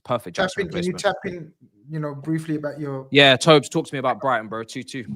I mean, probably our I would say probably our best overall performance, both in and out of possession, which is weird considering we lost. We were 2-0 down. Conceded some sloppy goals, really poor mistake from Vicario, and we struggled with that sort of high line in parts of this game. Like we were struggling to hold our defensive line well, but we played well. Simmons is a baller. Kudus is a baller. We're playing some nice stuff, and we ain't even clicked into gear fully yet. We still got Solanke to come into this team, Kulusevski to come into this team. Destiny, his first start of the season, he was unbelievable. So yeah, man, we move Doncaster this week. Let's dust them, and then let's dust Wolves. That's it. Who did Udogie play instead of? Spence. Okay, cool. Yeah. So far, so good for Thomas Frank. No issues, no problems. There's been issues. It's an early start, I think his lineups at times could be better, and I think we've struggled with the ball in possession, but it's getting there. Like it's way more positive than negative. It's getting there. He knows the issues. He's speaking on the issues. He's working on the issues. All in all, it's been a good start for him at the club. I'm impressed. Brighton away though, big problem for you, no? You ain't beating them. Yeah, I'm happy. I'm content with a point. To be honest, I wasn't expecting a win, so yeah, I'm content with a point. It's the performance. I like the performance. I think the performance was good. Brighton, yeah, I was gonna say, what was it, 2022 last time we beat? I think it was 2022 or something like that, last time we beat them there. Like Brighton, okay, if you're exposed, you got the point. You're going forward. Yeah, we probably just need to be better at creating chances in open play. I think that's, and the manager speaks on it as well. Like we need to improve on the ball, create more chances in open play. But yeah, man. Are you missing your creative? Oh no, you got Xavi. I was gonna say you're missing your creative. Got Xavi, and he came on and he was brilliant, man. But yeah, Simmons. Yeah, we're not calling him Xavi. That's one thing he needs to know. We're not calling him. Okay. Yeah, it's cinnamon swell until further notice. He's got to earn that. Yeah, we can't call him his name, guys. Apologies. No, we can't. No, his name's Simmons. His name's Simmons. Or Simons. If things get bad, Simon. Simmons is a London dry bar. All right, well, there we are. Listen, we're going to wrap there, people. 2-hour show, long one, midnight in the UK, late start as well. But listen, very good show in the end. A lot going on there. Prediction table not updated, as you heard. Turkish on the phone there, not updated, not ready to go, but it's okay because on Thursdays, everything gets done, right? 100K celebrations. Big show. Prediction league updates. Big all weekend. Sorts, right? All sorts is going on. So be ready for that. Appreciate you guys as always. Great show. Smash up all the icons. And we will see you very soon. Big up to Cecil, man. Big. I know you're big. I love you. Big show to come into, bro. Big show to come into. I'm not gonna lie. That was not easy to come into this one. So nah, it wasn't. It wasn't easy at all. You had a lot to answer for. So yeah. Big up everyone, man. Big up the big six. Big up the community as well, man. And big up to you lot, 100K. You lot of your content, the mob, all of that. Man tunes in. So love you all, yeah, man. Blessings. Love every time, guys. Until Thursday. Big up to everybody in the Carabao Cup. If you're not in it, hold that. Hold that.